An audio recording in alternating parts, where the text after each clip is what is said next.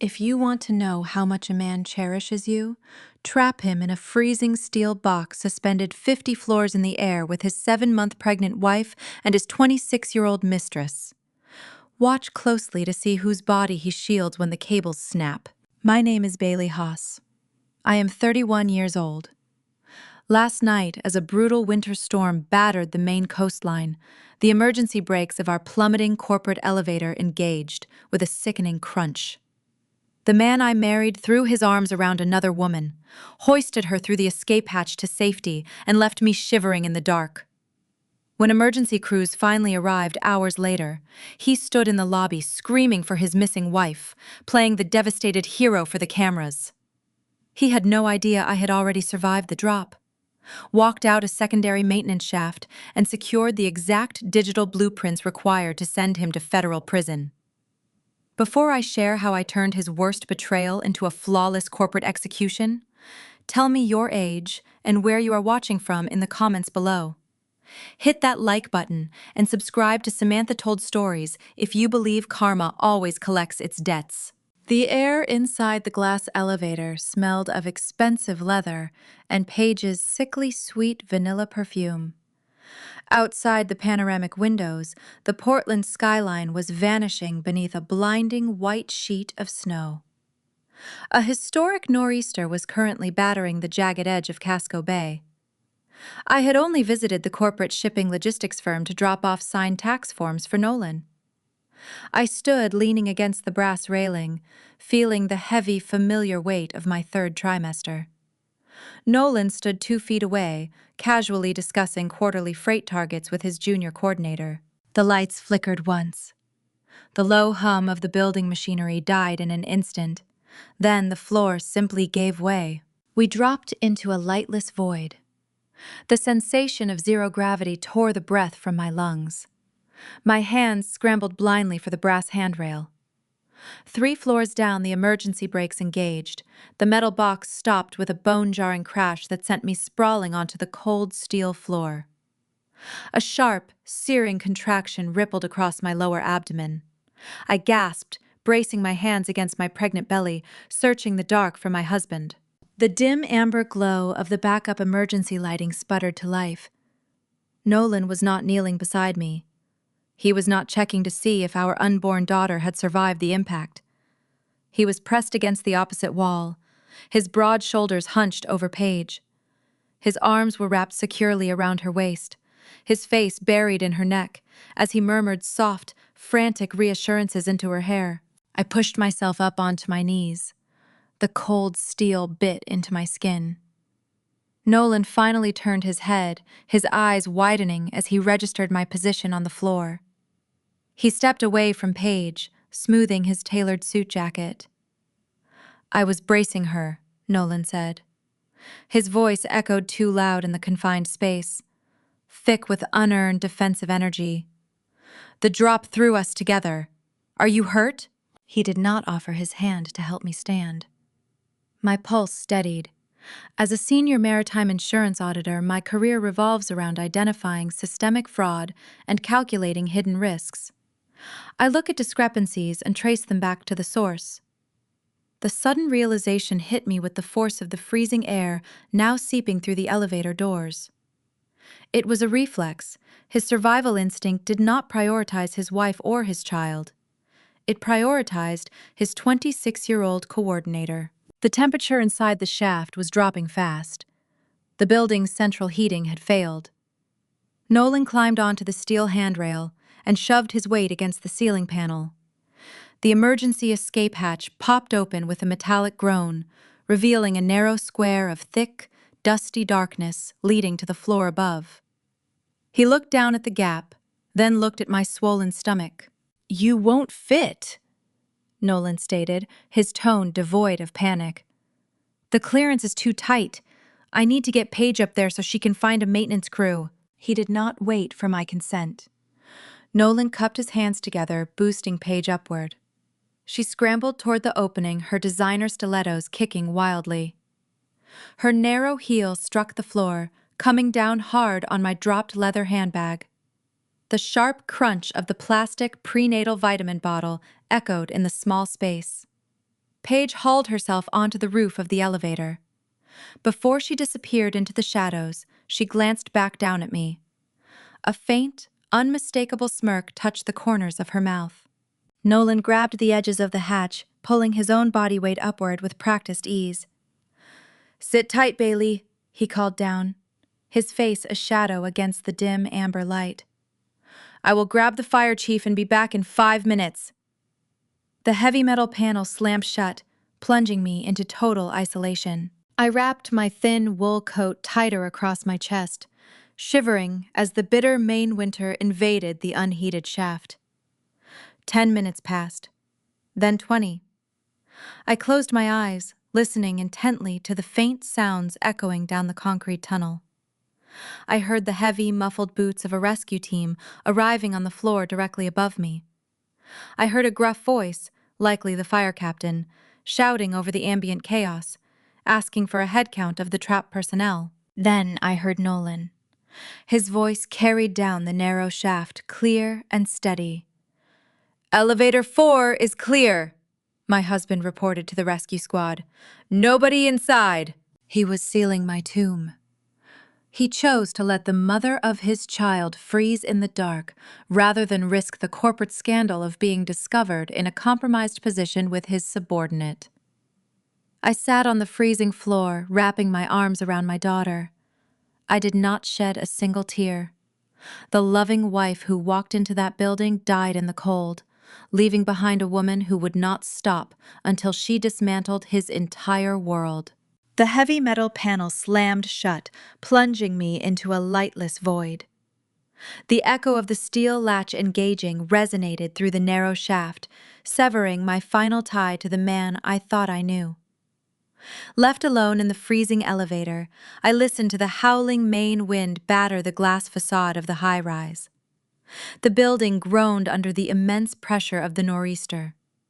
Without the central heating grid, the temperature inside the suspended steel box plummeted at a terrifying rate.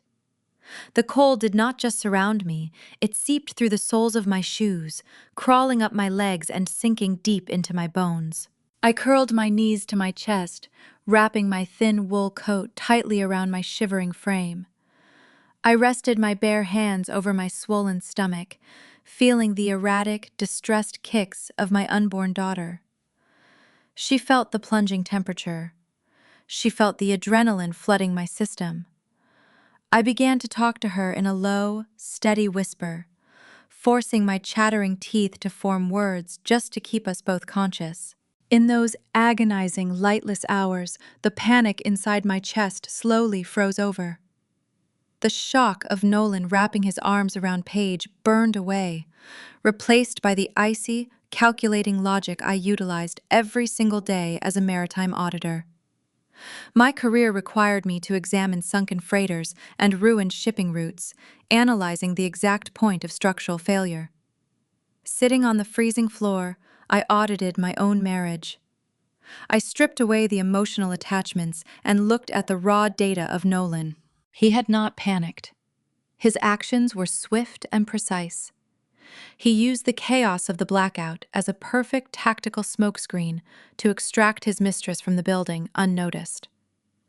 If he had called down through the shaft or notified the rescue squads of my location, the entire logistics firm would have questioned why Paige was in his private elevator after hours.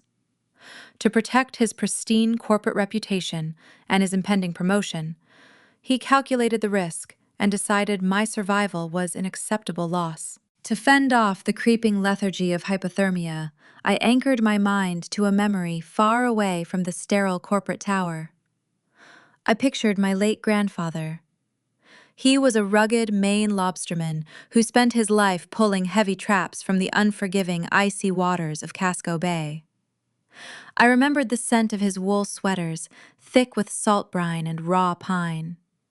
I remembered his calloused, scarred hands, teaching me how to tie a bowline knot that would hold fast in a gale. When he passed away, he left me his coastal cabin in Bar Harbor. It was a modest, weathered structure, perched on a jagged cliff overlooking the Atlantic, but it represented a fiercely independent bloodline. Nolan despised that cabin. He hated the drafty windows and the uneven floorboards. He constantly pressured me to sell the property, urging me to pour the liquid capital into his shipping logistics firm to boost his executive standing. I always refused. He resented the cabin because it was a piece of my identity he could not conquer or control. Touching my pregnant belly in the freezing dark, I made a silent vow to my grandfather and my daughter. We possessed a resilience forged in coastal storms. We were not going to die in a steel box just because an arrogant man found us inconvenient. Hours bled into a seamless stretch of dark, freezing torture. My extremities grew numb. Frost began to form on the brass handrails of the elevator car. My breathing slowed to a shallow, ragged rhythm. I was teetering on the dangerous edge of unconsciousness when a sharp, metallic scrape echoed from the side of the shaft. A secondary maintenance panel, situated near the floor of the elevator, groaned loudly. A blinding beam of white light sliced through the suffocating darkness, sweeping across the frosted walls, before locking directly onto my shivering form. A face appeared behind the heavy flashlight. It was Elias Thorne. Elias was the chief compliance officer of Nolan's logistics firm. At 40 years old, he was a man defined by strict protocols, sharp features, and an unwavering adherence to the rules. He was the internal watchdog, the man who spent his days hunting down logistical discrepancies. He peered through the narrow gap his flashlight, illuminating my pale face and my prominent pregnant stomach. Elias did not offer a warm greeting. His jaw tightened, a flash of undeniable visceral disgust passing over his stoic features. Nolan told the fire chief this car was empty, Elias stated his voice, a low, gravelly rumble echoing in the shaft. He said you canceled your visit and stayed home. The confirmation of the lie hung in the freezing air. Elias wedged a heavy iron crowbar into the gap, throwing his entire weight against the tool. The maintenance hatch screeched in protest before snapping open wide enough for a person to pass. Elias reached his arms through the opening. His grip was firm and unyielding as he grabbed my shoulders, hauling my frozen, cumbersome body out of the icebox and onto the concrete floor of the maintenance corridor. The backup generators were failing, bathing the narrow hallway in a sickly, pulsing amber glow. Elias immediately stripped off his heavy winter parka and draped it over my trembling shoulders. He did not offer hollow pity or ask redundant questions about my physical state. He recognized the undeniable truth of the situation. He saw a man willing to let his pregnant wife freeze to protect a lie. For a strict compliance officer, governed by a rigid moral code, this was an unforgivable transgression. "Can you walk?" Elias asked, pulling my arm over his shoulder to support my weight. I nodded, forcing my numb legs to bear my weight. Every step sent a jolt of searing pain through my joints, but I forced myself to move forward. Elias guided me down the amber-lit corridor. As we approached the stairwell exit, we passed the main executive server room. The heavy security doors had been propped wide open to prevent the processors from overheating during the total grid failure. Elias stopped walking. He looked down the dark hallway, ensuring we were entirely alone. He looked back at me, his eyes burning with a silent, rebellious intensity. "Wait right here," Elias instructed. He stepped away from me and vanished into the shadows of the server room. I leaned against the concrete wall, clutching his oversized parka around my chest, listening to the rapid clicking of a manual override key and the harsh sliding of metal trays.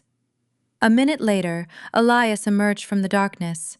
He was holding a rectangular, heavy piece of metal. It was the primary physical hard drive extracted directly from Nolan's personal executive terminal. Elias walked over to me.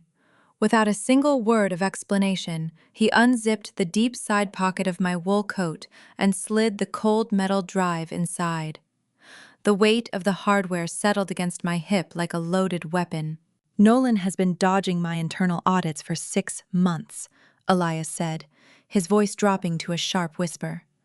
His freight ledgers are full of shadows. I lack the executive authorization to bypass his digital firewalls, but a grid failure removes the electronic locks on the physical hardware. I suggest you hold on to that. Consider it an insurance policy. We shared a long, silent look of mutual understanding. Elias despised Nolan for his corporate corruption. I despise Nolan for his profound betrayal. In the span of a few seconds, standing in a dimly lit hallway, an unspoken alliance was old blood. Elias was handing me the encrypted keys to a kingdom built on deceit. The distant sound of emergency radios and heavy boots echoed from the stairwell. Paramedics were rushing up the lower levels, sweeping the building for stranded personnel.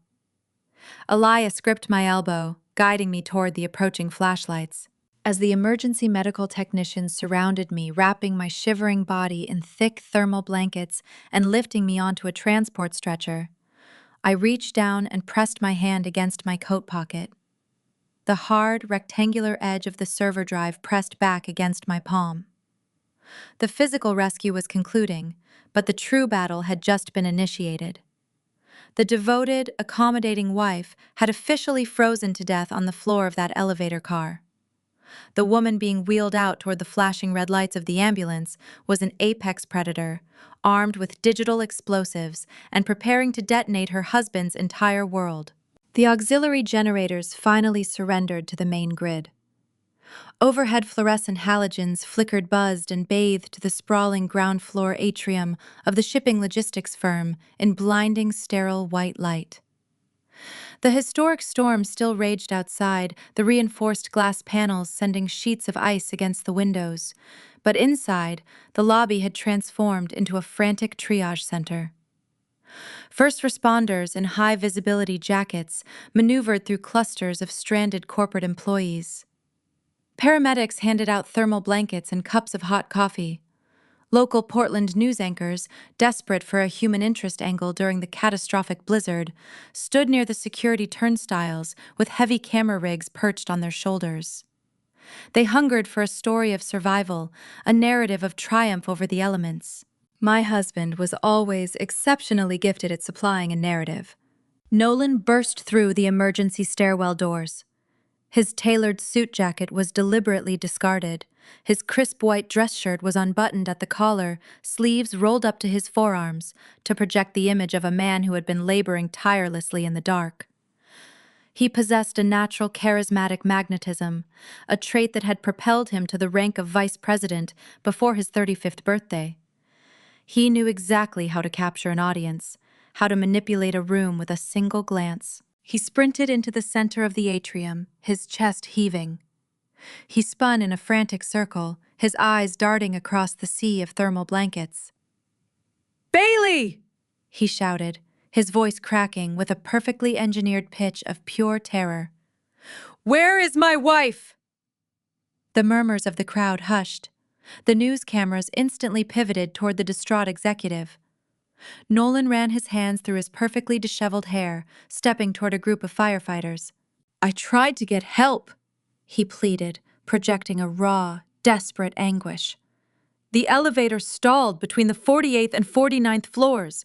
I climbed through the top hatch to find a rescue squad. I searched the upper levels, but the fire doors locked behind me. Please tell me you got her out. She is 7 months pregnant." It was a masterful display of theatrical devastation. He painted himself as the agonizing hero, a dedicated husband thwarted by structural failures and unfortunate timing. He omitted Paige, his junior coordinator, from the script entirely.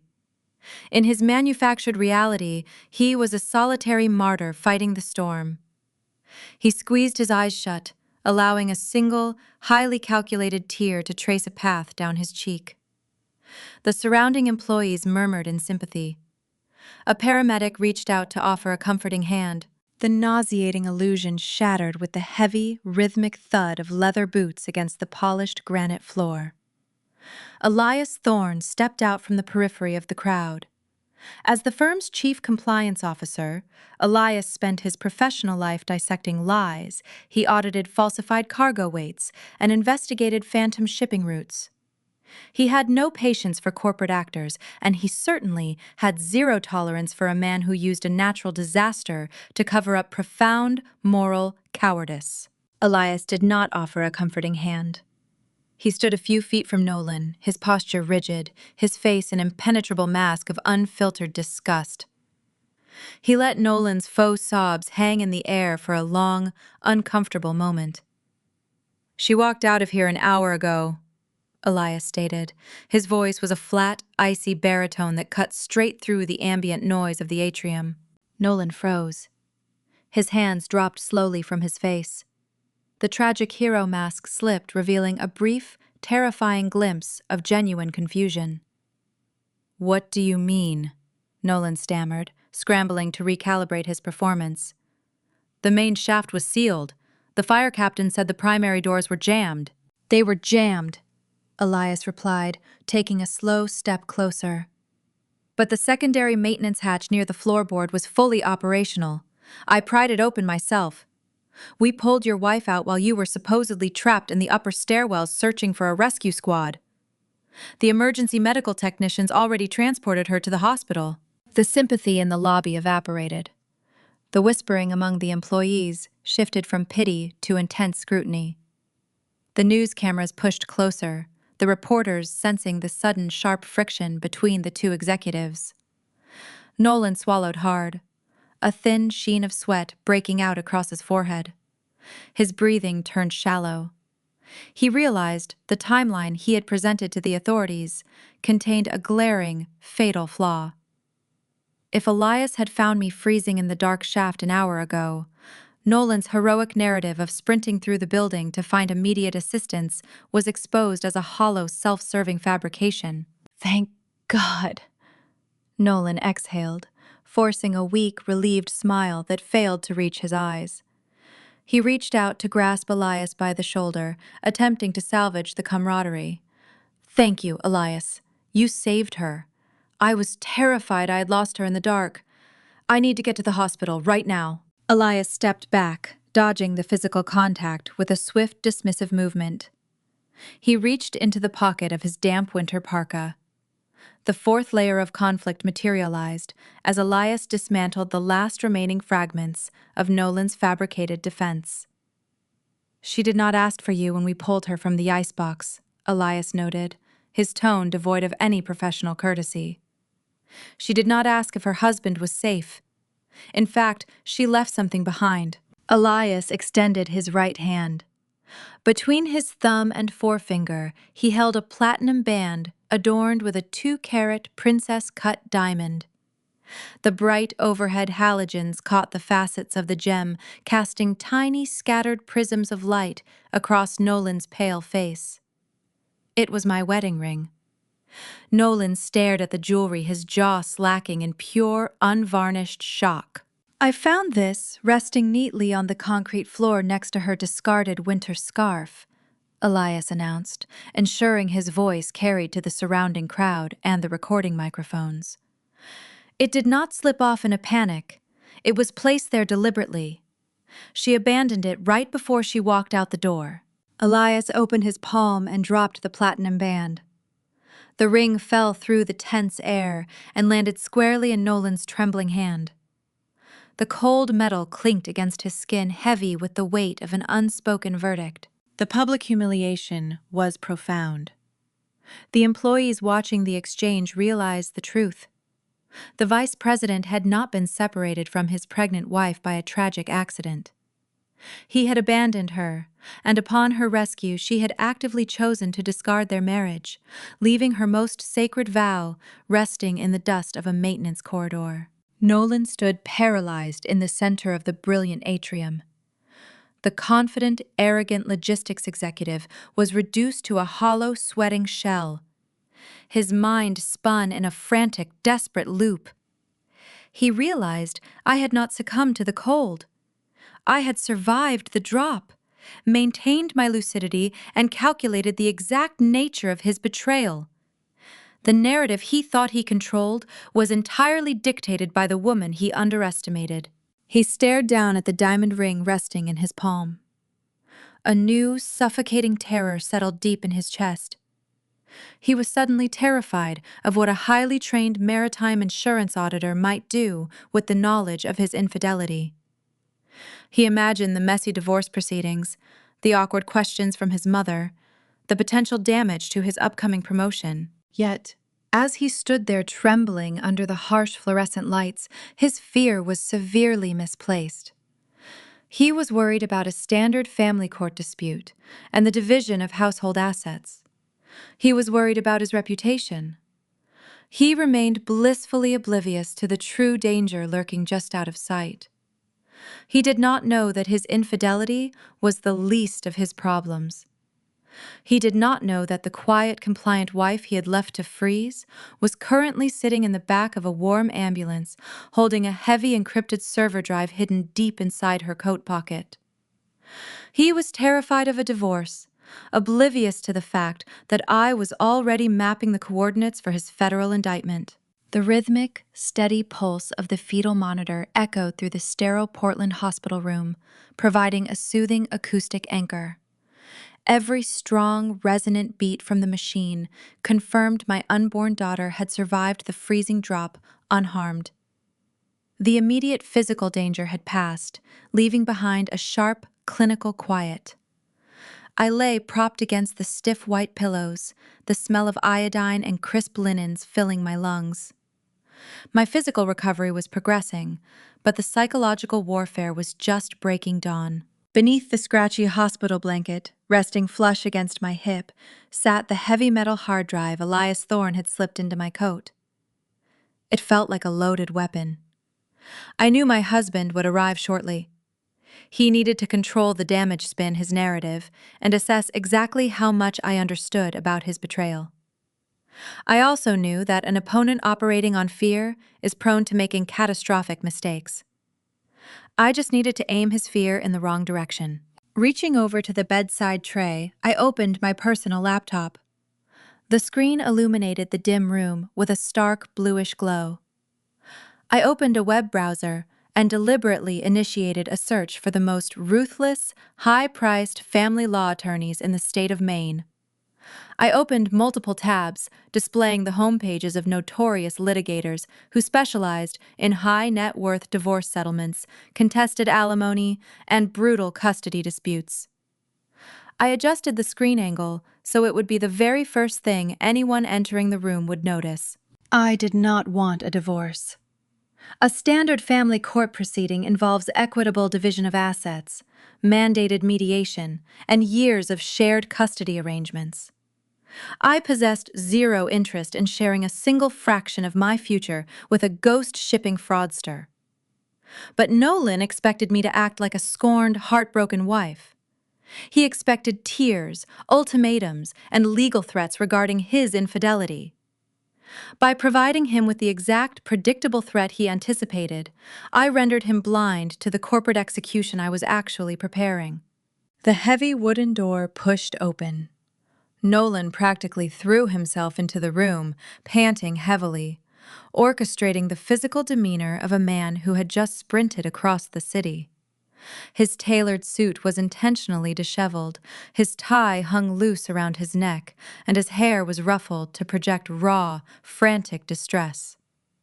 He stopped at the foot of my bed, his chest heaving, his eyes scanning my face for a reaction. I did not scream. I did not hurl accusations or throw the plastic water pitcher at his head. I simply turned my gaze toward the window, adopting the hollow, vacant stare of a woman thoroughly broken by trauma. Nolan rushed to the bedside, dropping to his knees and grasping the cold metal railing. He launched into a meticulously rehearsed, pathetic monologue. His voice dripped with manufactured anguish as he spun a labyrinth of elaborate excuses. He claimed the emergency escape hatch on the elevator roof had jammed shut the second he hoisted Paige through it, trapping him alone in the upper shaft. He spun a tale about his cell phone battery dying in the freezing cold, preventing him from calling down to me. He described a desperate hour-long sprint down 50 flights of darkened concrete stairwells, navigating locked fire doors and debris just to find a rescue squad. I listened to his fabricated heroism in total silence. His performance was technically proficient, but it lacked authentic resonance. The muscles in his jaw twitched. His eyes darted nervously around the room, avoiding direct contact with the fetal monitor tracking his daughter's heartbeat. He was attempting to gaslight a woman who spent her entire professional career dismantling complex insurance fraud. Every word leaving his mouth was a documented liability. Beneath the folds of the blanket, my fingers found the secondary work phone I always carried in my coat pocket. With a subtle, practiced motion, I pressed the record button. His contradictory timeline and pathetic lies digitized into undeniable audio evidence. As Nolan continued his desperate narrative, his shifting gaze finally snagged on the glowing laptop screen resting on my tray table. The reflection of the prominent law firm logos danced across his pupils. I watched the realization hit him. The fabricated sorrow on his face evaporated instantly, replaced by a distinct, sharp flash of financial dread. He saw the names of the most expensive divorce sharks in Portland. He calculated the threat. He assumed I was gearing up to strip away half his logistics firm's stock options, demand exorbitant spousal support, and drag his affair into the public record of a family court. The red herring worked flawlessly. Nolan cleared his throat, his posture stiffening as the instinct for self-preservation overrode his theatrical grief. He stood up from his kneeling position suddenly, adopting a highly practical, businesslike tone. He told me he needed to step into the hallway to call his mother and assure her we were safe. I nodded weakly, maintaining my fragile facade. He stepped outside, pulling the door almost shut. Through the narrow crack, I could hear the muffled, urgent cadence of his voice. He was not calling Judith. He was calling his wealth management broker. I knew his financial habits intimately. Confronted with the visual threat of a high-stakes divorce, he was quietly transferring vast sums of his liquid cash into hefty legal retainers. He was locking down family law defense attorneys, draining his own immediate liquidity to prepare for a grueling domestic battle. He was willingly depleting his financial reserves to fight a phantom war, leaving his flanks entirely exposed. 5 minutes later, Nolan returned to the room.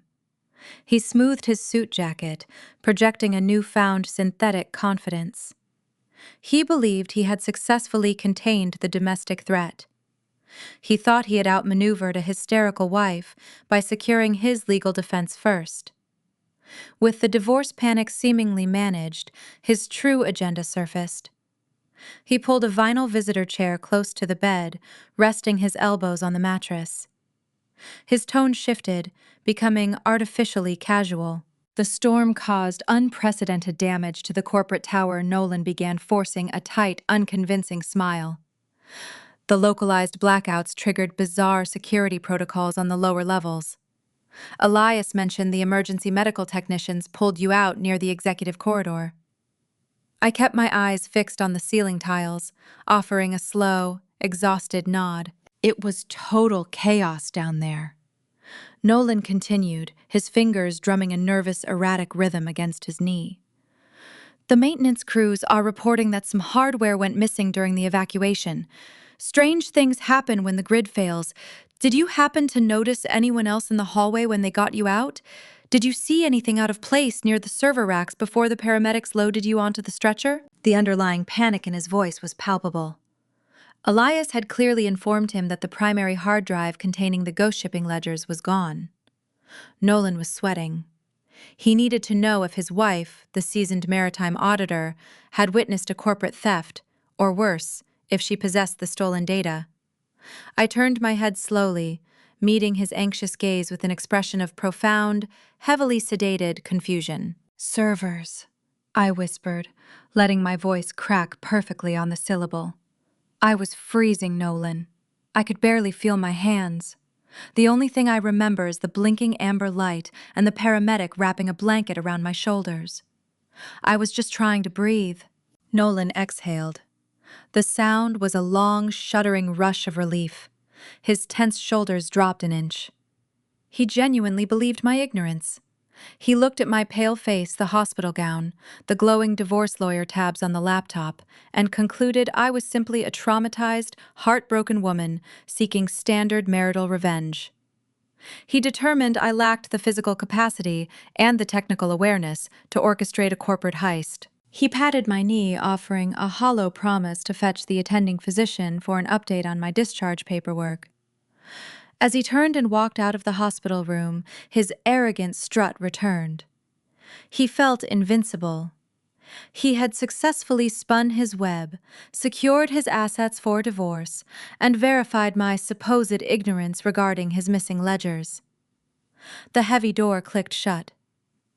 I reached under the blanket and stopped the audio recording, saving the file to a secure, encrypted cloud server.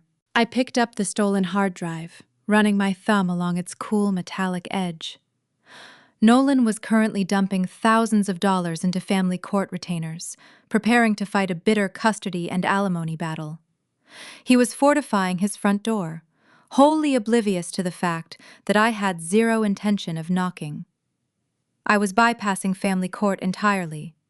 I was going to hand his encrypted confessions directly to federal compliance regulators. His calculated silence in the elevator had birthed my calculated silence in this hospital bed, weaving a suffocating psychological snare that would encourage him to proudly hang himself with his own intricate lies. The sterile quiet of the recovery ward shattered as the heavy wooden door swung inward without a preliminary knock. Judith Hayes stepped over the threshold, bringing a suffocating cloud of vintage Chanel perfume and the faint, bitter scent of gin into the confined space. Nolan obtained his profound entitlement directly from the matriarch of his family. Judith draped herself in the trappings of fading generational wealth.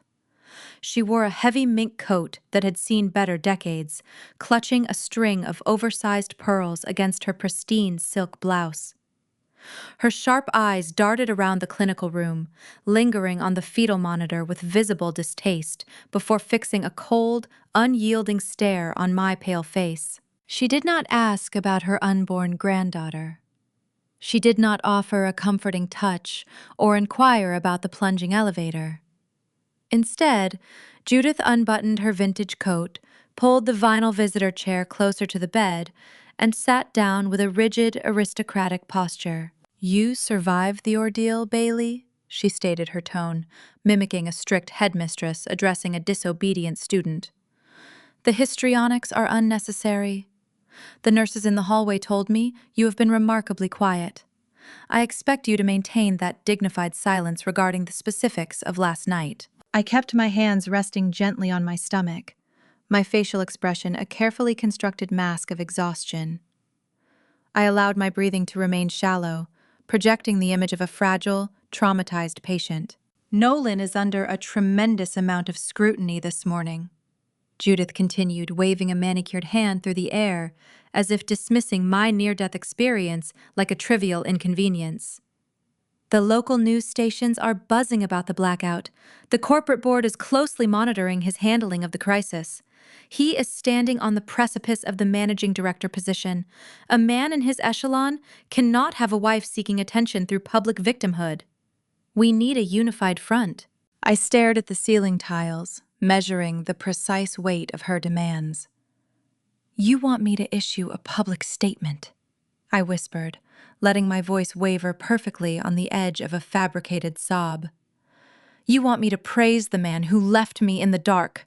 Judith scoffed, a harsh, grating sound that echoed against the linoleum floors. "Do not be naive, Bailey. You are a maritime auditor. You evaluate risk for a living. You should understand that standing beside a rising executive requires certain sacrifices. The firm needs to see a devoted, grateful spouse. You will draft a statement thanking Nolan for coordinating your rescue.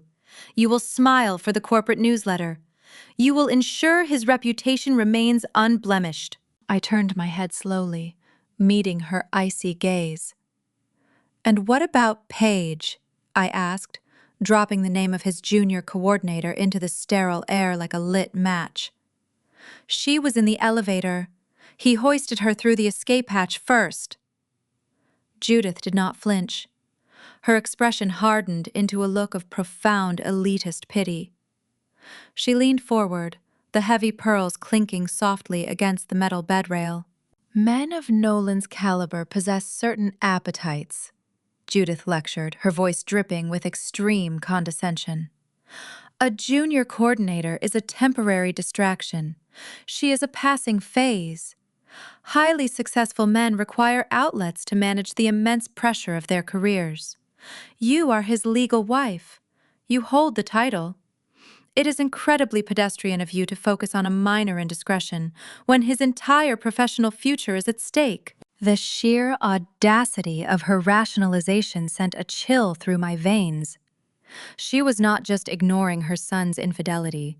She was actively enabling it, framing his profound moral cowardice as an expected executive privilege. Judith viewed my survival as a secondary concern compared to the preservation of her family's social standing.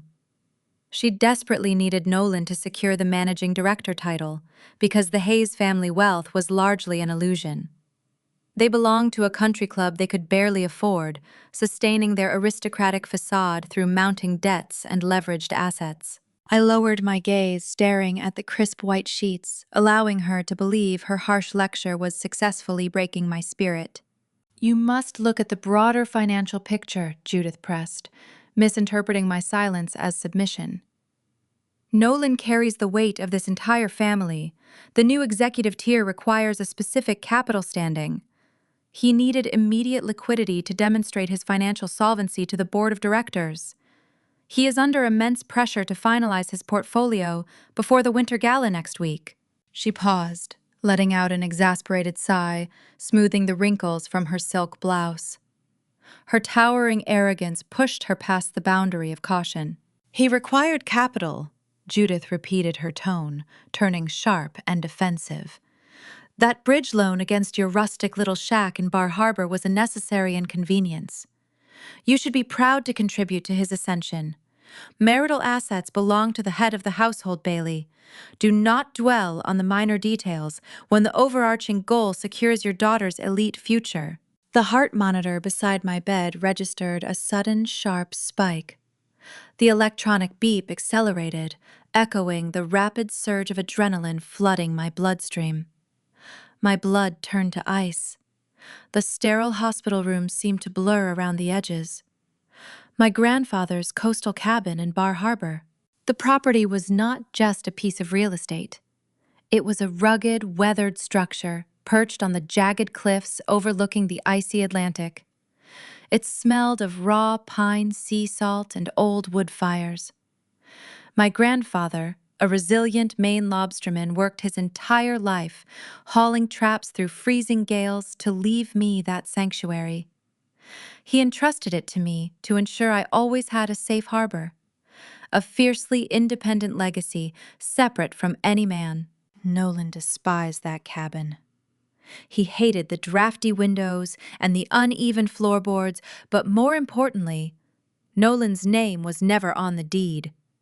The property was a premarital asset held exclusively in an irrevocable trust bearing my name. For Nolan to secure a bridge loan against that specific coastal property, he could not simply leverage his marital status. The underwriting bank would require the explicit, notarized signature of the primary deed holder. He forged my signature. He did not just cheat on me with a 26-year-old coordinator. He committed severe federal wire fraud. He executed a multi-million-dollar financial theft to patch the bleeding holes in his fabricated executive portfolio. And based on Judith's casual, entitled confession, this was not a solitary act of desperation. This was a coordinated, deeply entrenched family conspiracy. His mother knew about the forged loan. She justified the theft as a patriarchal right. I kept my head bowed. I forced my breathing to slow, masking the terrifying clarity sharpening inside my mind. Judith expected an emotional outburst. She anticipated a hysterical argument regarding the stolen cabin. If I confronted her, she would immediately warn Nolan, giving him the opportunity to obscure the paper trail. I needed to feed her towering arrogance. I needed her to leave this hospital room believing I was a defeated, compliant pawn.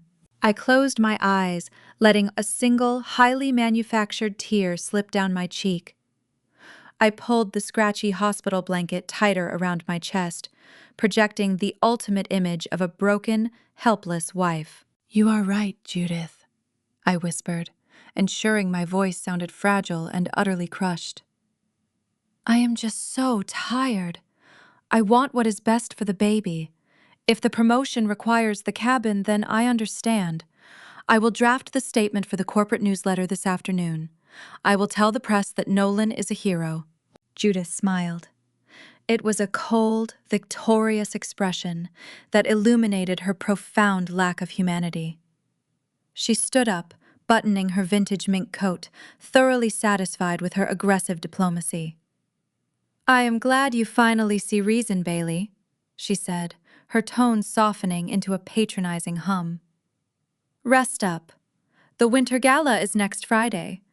I expect you to wear a tasteful maternity gown and smile for the investors. We must protect the Hayes legacy at all costs." She turned on her heel and walked out of the room, her heavy pearls clinking against her chest. The heavy wooden door clicked shut behind her, sealing me in the quiet isolation of the recovery ward. The second her footsteps faded down the linoleum hallway, the fragile victim persona evaporated. I sat up straight, ignoring the dull ache radiating from my physical injuries. The tears dried instantly, my jaw set into an unyielding, rigid line. Judith wanted me to protect her aristocratic illusions. She wanted me to smile at a country club gala, while her son drained my bloodline legacy to fund his fraudulent executive ascension. She viewed my grandfather's hard-earned sanctuary as a disposable stepping stone for her arrogant son. I reached into the pocket of my discarded winter coat, resting on the visitor chair. My fingers brushed the cold, metallic edge of the encrypted executive hard drive Elias Thorne had salvaged from the server room. The stakes had fundamentally changed. I was no longer merely plotting a divorce or seeking retribution for a freezing elevator ride. I was preparing a financial guillotine. I pulled my secure laptop onto my tray table. The quiet hum of the maternity ward vanished from my awareness, replaced by the relentless, predatory focus of a senior auditor hunting corrupt ledgers. I promised myself I would let Judith plan her high society winter gala. I would let her buy expensive champagne and parade her fake wealth in front of the city's elite investors. I would let her stand on the highest pedestal of Portland society. And then I would systematically foreclose on every single piece of her existence. I would trace the forged bridge loan, unravel the corporate embezzlement, and burn the Hayes family legacy down to its very foundations. The true audit was about to begin. The quiet hum of the maternity ward shifted from a sterile sanctuary into a tactical war room. The rhythmic beating of the fetal monitor provided a steady metronome, matching the new calculating pulse vibrating through my veins. The physical ache from the freezing elevator drop lingered in my joints, but the pain felt distant and secondary. The emotional shock of Judith sweeping into the room and confirming the stolen bridge loan had eradicated any lingering hesitation. My grandfather spent his life hauling heavy lobster traps from the freezing depths of the Atlantic to secure that coastal property. Nolan viewed that rugged independence as an unearned piggy bank to finance his own illusions. The devoted wife was dead. The senior maritime insurance auditor was officially awake. I reached into the deep pocket of my discarded winter coat resting on the visitor chair. My fingers brushed against the heavy, rectangular slab of cold metal Elias Thorne had salvaged from the corporate server room. I pulled the extracted hard drive into the pale light of the hospital room. This was the beating heart of Nolan's logistics firm. I retrieved my personal encrypted laptop from my overnight bag, resting the machine across my tray table. I connected the drive using a high-speed transit cable, watching the screen flicker to life. The blue glow reflected in my eyes, illuminating a sharp, predatory focus. Nolan always treated my career with a thin veneer of condescension. He assumed an auditor merely checked boxes and pushed paper across a desk. He fundamentally misunderstood the nature of my profession. I did not just review ledgers. I hunted discrepancies hidden in the vast murky waters of global commerce. I specialized in tracing phantom cargo, locating structural failures in maritime routes, and dismantling sophisticated financial webs. Unlocking a localized server drive was a trivial exercise. The security prompt demanded an executive clearance code. Nolan possessed a towering, predictable ego. He utilized variations of his own college graduation year and his favorite golf handicap for his digital locks.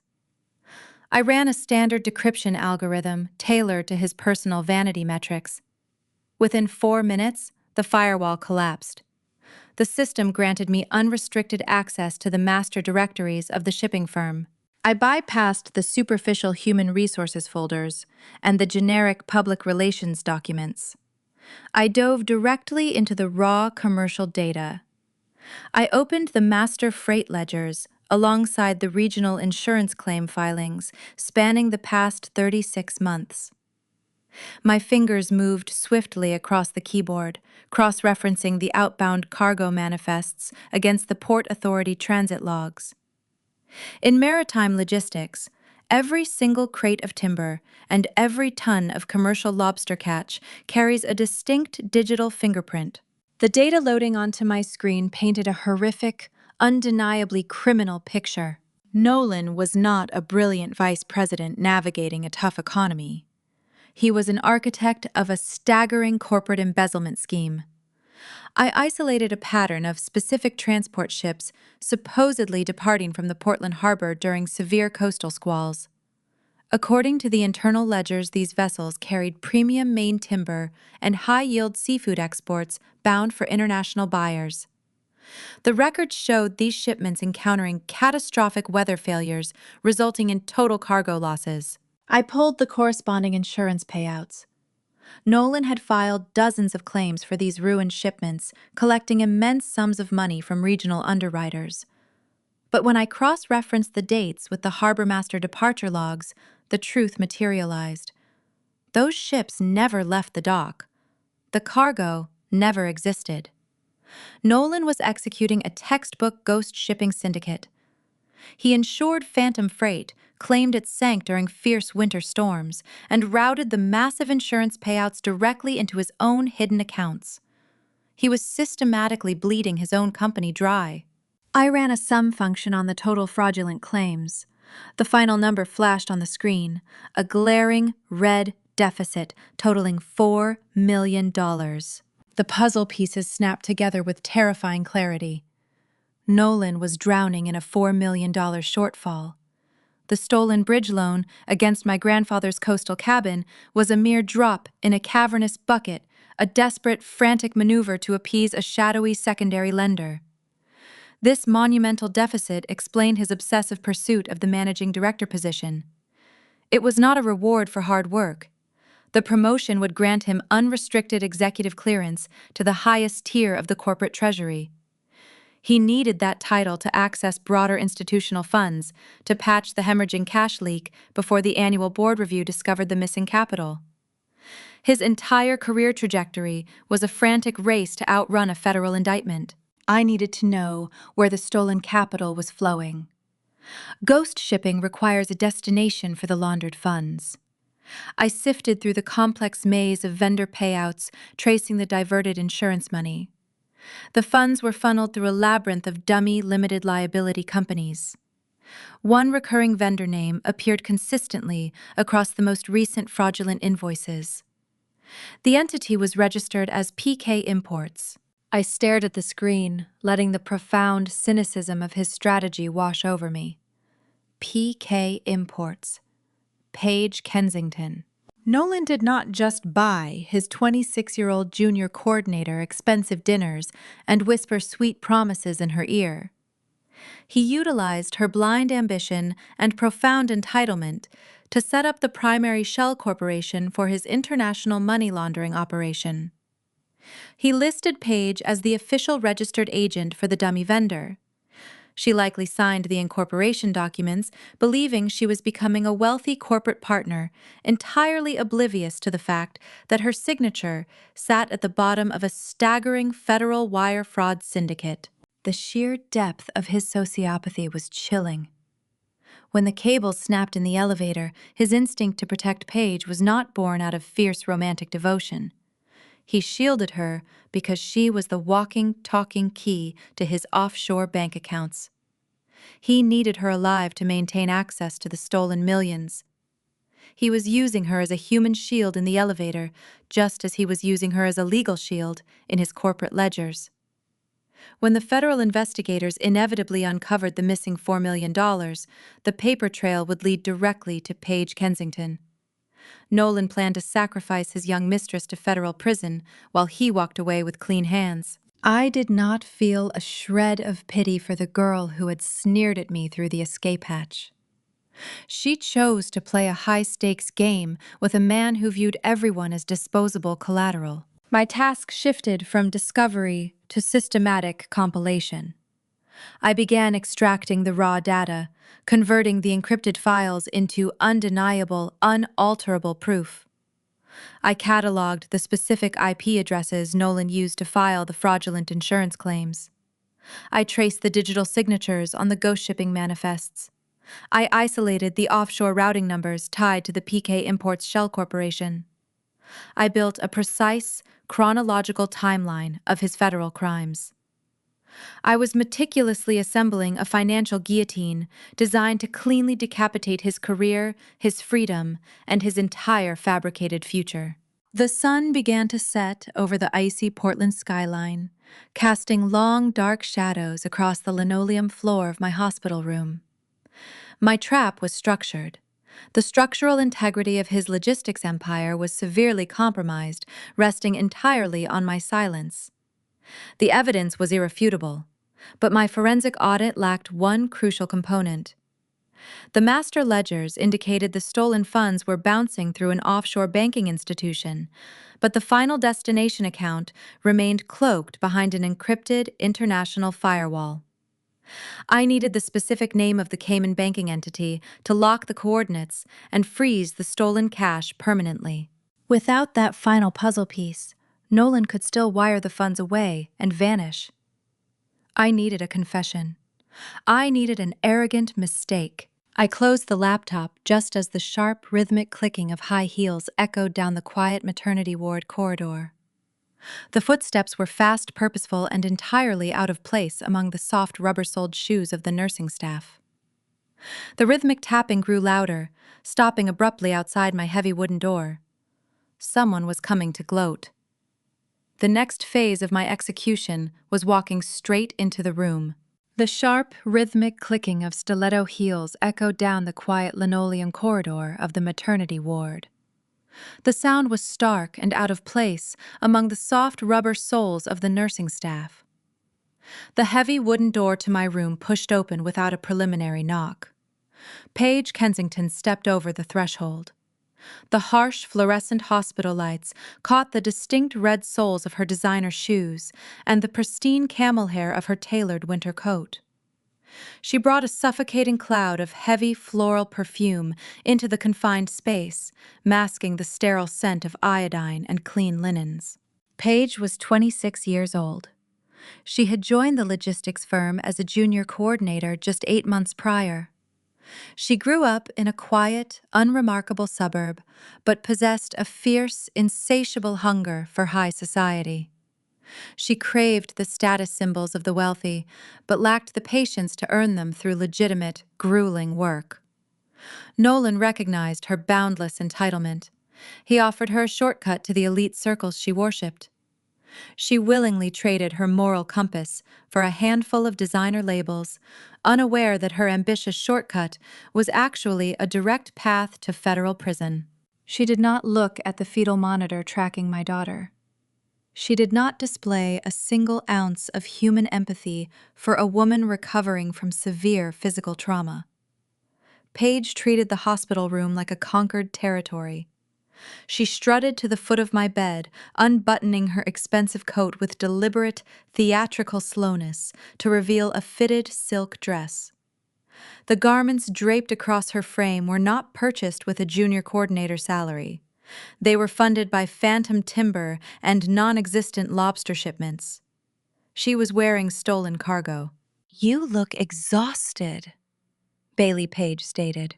Her voice carried a sickly sweet cadence designed to inflict maximum psychological damage. I kept my hands resting gently on my stomach. I allowed my breathing to remain shallow and rapid. I needed her to see a broken, defeated rival. I needed her towering vanity to override her basic survival instincts. "What are you doing here, Paige?" I whispered. I forced my voice to crack on the final syllable. I stared at the crisp white sheets projecting the image of a woman terrified to meet her gaze. "I came to deliver a reality check," Paige replied, pacing slowly along the edge of my bed. "Nolan told me about his mother visiting you earlier today. He said you agreed to play the good, devoted wife for the press. I wanted to make sure you understood the boundaries of that arrangement. You are a temporary public relations prop. You are a prop he needs to secure his new title. Once the Winter Gala concludes and the promotion is official, the performance ends." She stopped near my tray table, running a manicured finger along the plastic edge. Her dark eyes gleamed with undisguised triumph. "Nolan is already consulting a real estate attorney." Paige continued, her tone dripping with venomous satisfaction. "He is finalizing the paperwork to remove your name from the primary Portland estate. We are picking out new furniture for the master suite next week. He wants the house redecorated before the spring. He says your taste is far too rustic and depressing for an executive residence." The sheer audacity of her statement hung in the sterile air. She was standing in a hospital room dictating the interior design choices for a home she intended to steal from a recovering mother. She genuinely believed she had orchestrated the ultimate romantic victory. She thought she had stolen a wealthy, handsome executive from a boring, mundane wife. I squeezed my eyes shut, letting my shoulders tremble. I lifted my hands to cover my face, peering at her through the narrow gaps between my fingers. "You cannot take my home," I sobbed, ensuring my chest heaved with fabricated sorrow. "We built that life together. We share everything. He cannot just erase me and move you in. He does not have the liquid cash to buy me out of the mortgage." Paige let out a sharp, cruel laugh. It was a grating sound that echoed against the acoustic ceiling tiles. She took the bait, flawlessly. My feigned ignorance regarding his wealth triggered her desperate need to assert her superiority. She needed to prove she held the keys to his true kingdom. "You really have no idea who you married," Paige sneered. She lifted her left arm and casually pushed back the silk cuff of her dress. A heavy diamond tennis bracelet encircled her slender wrist. The individual stones were flawless, catching the harsh hospital light and casting tiny, sharp prisms across the white walls. I recognized the cut and clarity instantly. The piece of jewelry represented at least $30,000 of untraceable capital. I looked at the sparkling diamonds and saw the missing regional shipping insurance payouts. I saw the fraudulent claims transformed into wearable luxury. "Nolan knows how to treat his real partner," Paige bragged, twisting her wrist so the bracelet caught maximum light. "He bought this for me 3 days ago. He does not need to worry about a trivial residential mortgage. You think he relies on your shared checking accounts? You think he is bound by a standard corporate salary? You are so painfully naive, Bailey. Nolan has access to limitless company perks." I let a genuine gasp escape my lips. The shock was real, but it stemmed from her staggering, profound stupidity rather than heartbreak. She was standing in front of a forensic maritime auditor, openly confessing to the possession of laundered assets. "That is impossible!" I cried, shaking my head frantically from side to side. "The firm monitors every single executive expense account. Elias Thorne audits the ledgers every quarter. Nolan cannot hide that kind of money. You are lying to hurt me. My direct challenge struck the exact nerve I targeted. Paige hated being doubted. Her fragile ego demanded total, undisputed recognition of her elevated status. Her eyes narrowed and she leaned over the bedrail, bringing her face mere inches from mine. The heavy floral perfume was nauseating. I am not lying, Paige hissed, her voice dropping to a conspiratorial, triumphant whisper. Elias Thorne is a blind fool. Nolan outsmarted the entire compliance department months ago. The money does not sit in a domestic corporate account. It sits safely in a private offshore vault in the Cayman Islands. He set it up just for us. It is a special international trust shielded from your pathetic divorce lawyers and those rigid corporate watchdogs. I pressed my hands harder against my face. I forced my breathing to turn ragged and erratic, simulating a full panic attack. I do not believe you, I wailed into my palms. You are making up stories. Nolan would never risk his career with offshore banking. You do not even know what you are talking about. Fueled by her own towering vanity and a desperate need to inflict the ultimate emotional devastation, Paige delivered the killing blow to her own fraudulent existence. It is called the Azure Horizon Trust Page, stated proudly, enunciating each word with venomous precision. It is held at the Meridian Global Bank in Grand Cayman. I know this because my name is on the secondary authorization forms. I am his designated corporate proxy. We are partners in every sense of the word, Bailey. You are just a discarded relic of his past. She stood up straight, smoothing her silk dress and adjusting her heavy cashmere coat. She looked down at my trembling form with a look of supreme, unfiltered satisfaction. She believed she had just delivered the final crushing defeat. She thought she had broken my spirit beyond repair. Have a nice life in a cheap apartment, Bailey Page said, turning on her red-soled heels. Try not to embarrass him too much at the winter gala. She strutted toward the exit. Her heels clicked a victorious rhythm across the linoleum floor. She pulled the heavy wooden door open and stepped out into the hallway. The door clicked shut behind her, sealing me back into the quiet isolation of the recovery ward. The very second the latch engaged, the tears vanished from my eyes. The trembling in my shoulders ceased. I lowered my hands from my face. My breathing steadied into a slow, calculated rhythm. The weeping, shattered victim was gone. The apex predator remained. Paige Kensington walked out of my room, believing she had claimed a wealthy man and a luxurious future. She had no idea she just voluntarily handed a seasoned corporate liquidator the precise GPS coordinates to her own impending federal indictment. She confirmed her role as the registered agent and provided the exact banking institution holding the stolen ghost shipping funds. I reached for my encrypted laptop resting on the bedside tray. I flipped the screen open. The blue glow illuminated my focused, unyielding stare. I bypassed my security protocols and opened my specialized financial tracking software. I typed the name Meridian Global Bank into the search directory, followed by the specific entity title, Azure Horizon Trust. I initiated a secure shadow ping using an anonymous proxy server, routing the inquiry through a dozen different international nodes to mask my location. The progress bar loaded swiftly. The screen flashed green. The software locked onto the routing numbers tied to the Cayman institution. The data populated on my screen. I isolated the exact offshore account. The ledger confirmed a holding balance of just over $4 million. The funds matched the missing maritime insurance payouts down to the very last cent. The financial snare was now perfectly constructed. I held the digital keys to the ghost shipping syndicate. I possessed the evidence of the forged coastal cabin loan. I knew the exact location of the stolen millions. I just needed one final, crucial element to trigger the trap. I needed an inside man with the authority to bring the federal hammer down during the most public, vulnerable moment of my husband's life. I closed my laptop and slid it back into my overnight bag.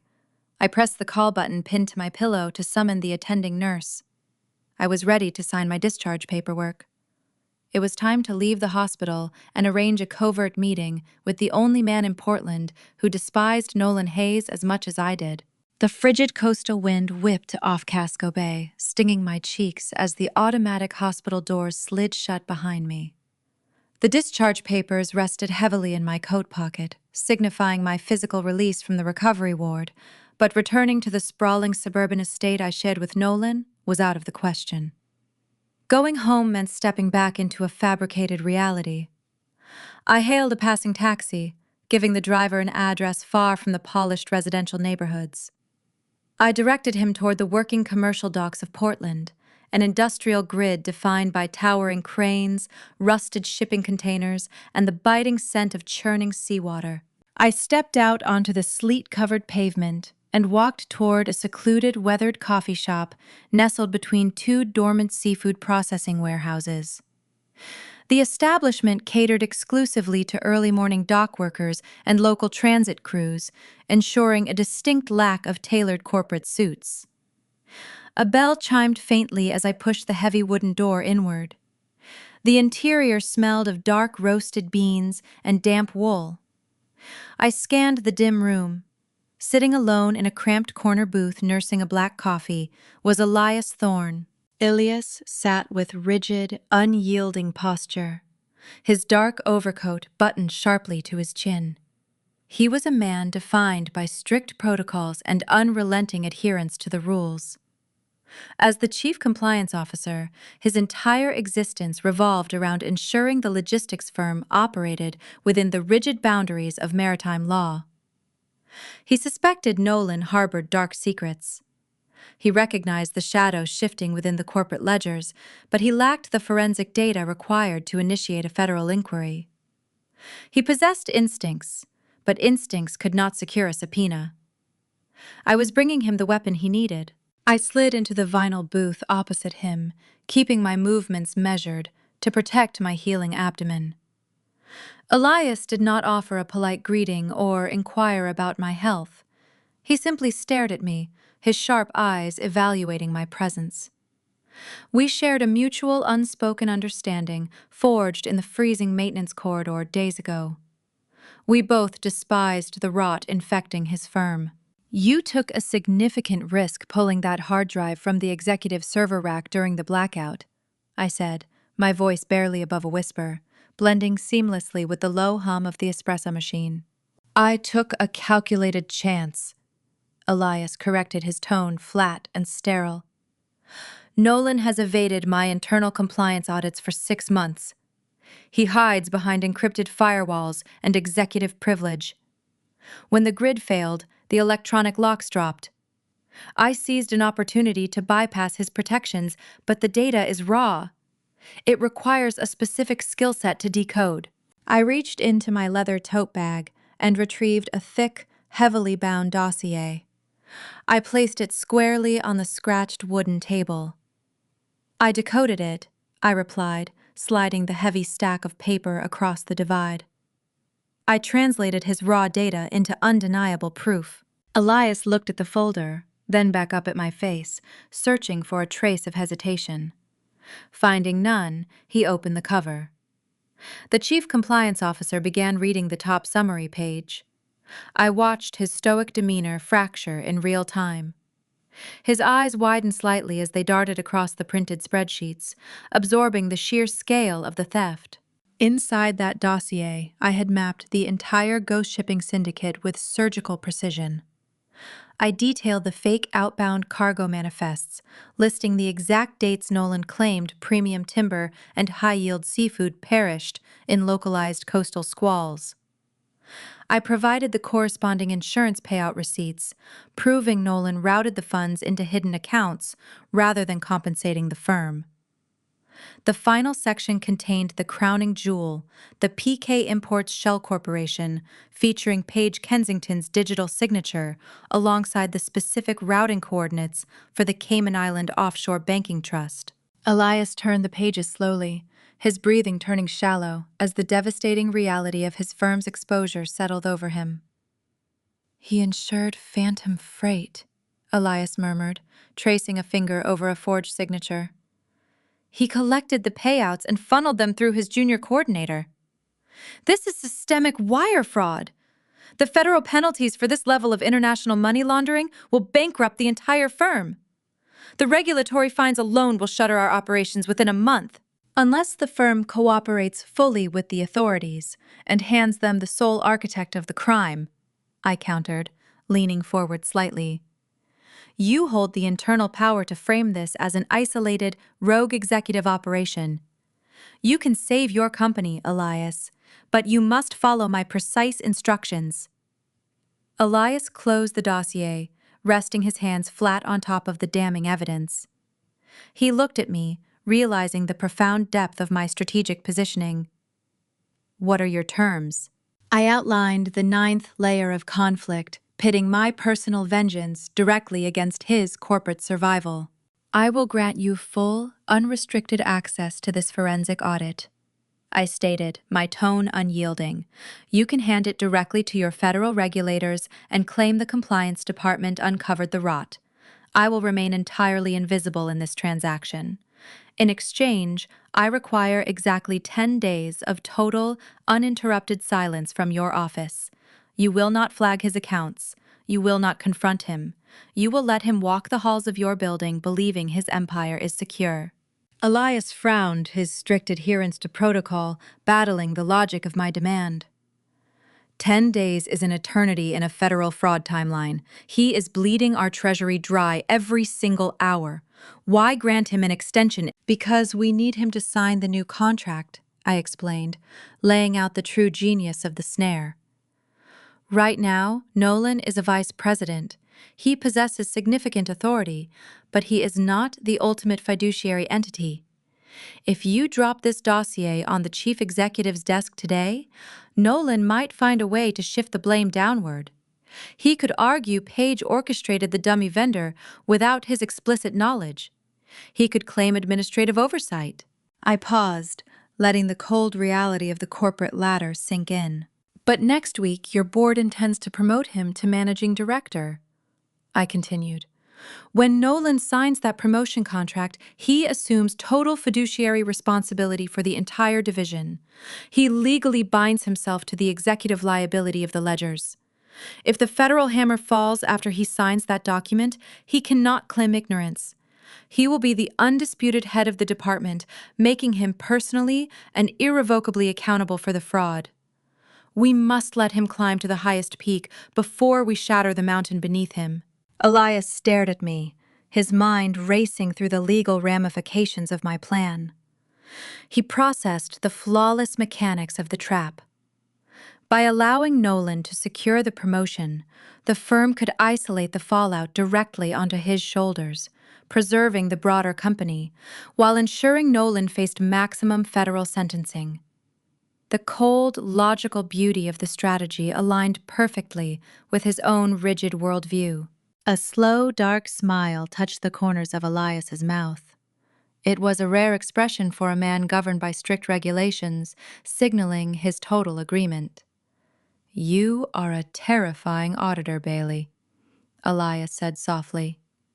He reached into the inner pocket of his dark overcoat and withdrew a folded, sealed envelope. He slid it across the table, mirroring my earlier gesture. This is the verified itinerary for the executive transition. I opened the envelope and reviewed the crisp, watermarked stationery inside. It was the official corporate promotion timeline. The document confirmed the chief executive intended to announce Nolan's new title at the upcoming Winter Gala, scheduled for next Friday evening. The timeline detailed the exact moment Nolan would put pen to paper, securing his elevated status in front of the entire elite shipping community of Portland. The gala is Friday night, Elias confirmed, tapping the wood table to emphasize the deadline. He plans to sign the binding executive contract during the private board reception at 7 o'clock, right before the main ballroom doors open for the public announcement. Then Friday night is when the ice cracks, I replied, slipping the itinerary into my leather tote bag alongside my encrypted laptop. I will coordinate quietly with the federal banking compliance officers, Elias promised, his voice returning to its sterile, businesslike cadence. I will prepare the necessary subpoenas and ensure the authorities are positioned to act the moment his signature hits the paper. He will suspect nothing until the handcuffs are securely fastened. We stood from the booth simultaneously. We did not shake hands. Our alliance was born from mutual necessity and shared disdain, requiring no polite social formalities. Elias picked up the damning dossier, tucking it securely under his arm, and walked out the back door of the coffee shop, disappearing into the cold industrial shadows of the docks. I remained in the quiet establishment for a few moments longer, ordering a cup of hot herbal tea to warm my freezing hands. The trap was now a living, breathing entity. The federal snare was armed, waiting patiently in the dark. Nolan would spend the next 10 days strutting through his office, purchasing expensive suits and kissing his mistress, fueled by the delusion of total victory. He believed he had successfully discarded me in that freezing elevator shaft. He thought his path to immense wealth and unearned power was clear. I sipped my tea, staring out the frosted window at the churning gray waters of Casco Bay. The ocean here was brutal, swallowing ships that ignored the warning signs of a shifting tide. Nolan failed to read the changing current. I stood up, wrapping my coat tightly against the coastal chill, prepared to return to the sprawling residential estate. It was time to play the submissive, broken wife one final time. It was time to hand him the very pen he would use to sign away his freedom. The taxi idled at the base of the long gravel driveway leading up to the sprawling Portland estate. I paid the driver with crisp bills and stepped out into the freezing afternoon air and listened to the tires crunch away down the street. The imposing brick facade of the house loomed before me, its tall windows reflecting the pale gray winter sky. This was the fortress Nolan built, using my stability as his foundation. Taking a slow, steady breath, I locked the calculating maritime auditor deep inside a mental vault. I let my shoulders droop. I allowed my posture to soften, forcing the exhaustion of the past few days to manifest in my physical movements. I was preparing to deliver the performance of my life. I unlocked the heavy oak front door and pushed it open. The sudden wave of central heating washed over my cold skin, carrying the sharp scent of expensive bourbon and Judith's signature heavy floral perfume. I slipped my boots off in the foyer, making just enough noise to announce my arrival. Low, tense voices drifting from the formal living room abruptly ceased. I walked around the corner and stopped in the archway. Nolan stood by the stone fireplace, a crystal glass of amber liquid gripped tightly in his hand. He wore a defensive, rigid posture, his jaw clenched as he prepared for a battlefield. Judith sat, perched on the edge of the velvet sofa, her teacup resting on a silver saucer. She looked at me with the calculating glare of an aristocrat waiting to swat away a nuisance. They had clearly spent the entire morning strategizing for a hysterical screaming divorce confrontation. They expected broken dishes, shouted accusations about Paige, and a weeping woman demanding answers about the elevator. I dropped my leather tote bag onto the hardwood floor. The soft thud echoed in the quiet room. I looked at Nolan, my eyes wide and deliberately brimming with unshed tears. I let my lower lip tremble. "I am so tired," I whispered, ensuring my voice cracked perfectly on the final word. Nolan stiffened, his eyes narrowing in suspicion. He remained rooted by the fire, waiting for the trap he assumed I was laying. "I am sorry," I continued, wrapping my arms defensively around my pregnant stomach.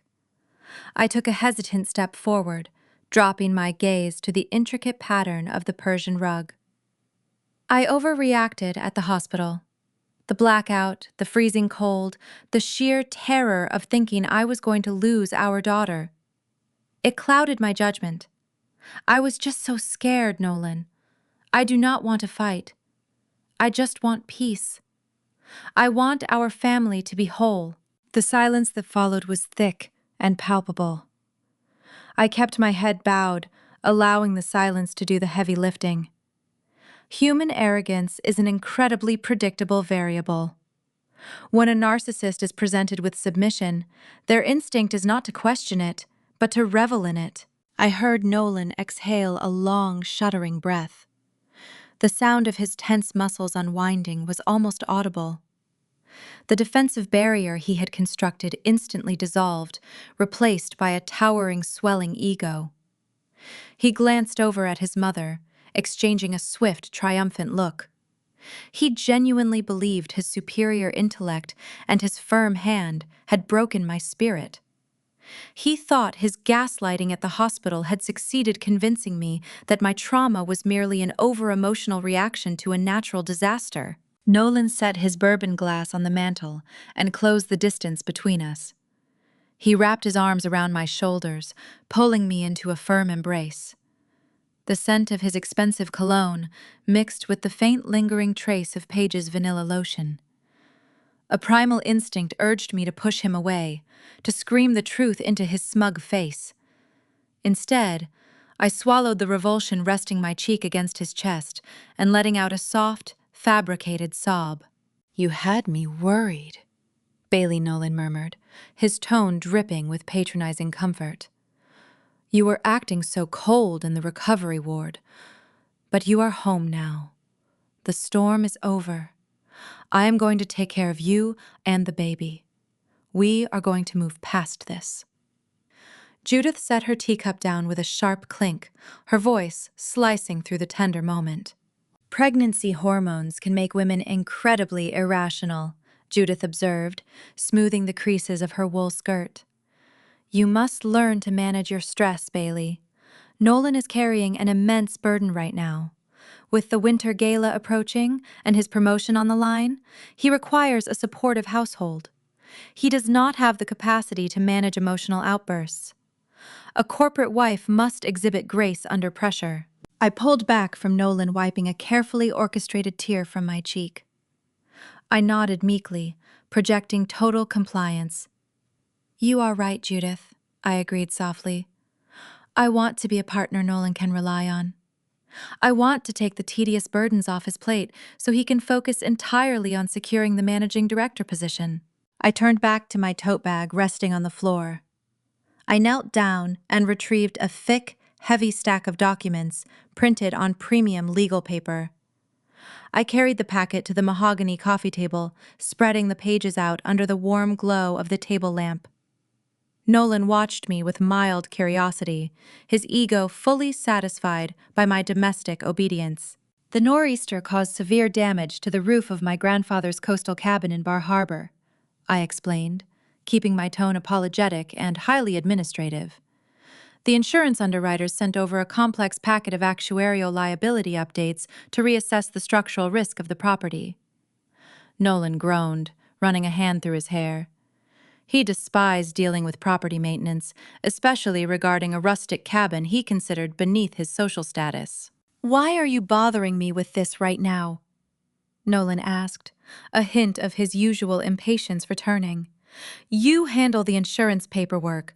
That is your job.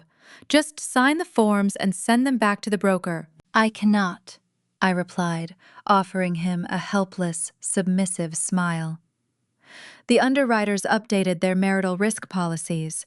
Because the bank considers you the primary household earner, they require the signature of the head of the household to authorize the new hazard claims. They need your formal consent to process the ongoing property insurance." It was a masterclass in ego inflation. By framing the signature as a requirement of his superior financial status, I bypassed his natural caution. He puffed out his chest, stepping up to the coffee table and looking down at the dense, intimidating paragraphs of maritime liability jargon. He did not know he was staring at a financial snare engineered by a senior auditor. The paperwork was not a hazard claim. It was a highly customized, ruthlessly specific cross-collateralization waiver. Hidden beneath pages of tedious actuarial terminology was a legal clause that explicitly bound his personal logistics firm stock options and all his offshore holdings directly to the coastal cabin's mortgage. Furthermore, the document contained an ironclad provision waiving his right to seek bankruptcy protection in the event of a federal fraud indictment. I had woven his financial doom into the very fabric of a boring insurance update. Nolan reached into his suit jacket to retrieve a pen, but his pocket was empty. He patted his sides, a brief frown crossing his face.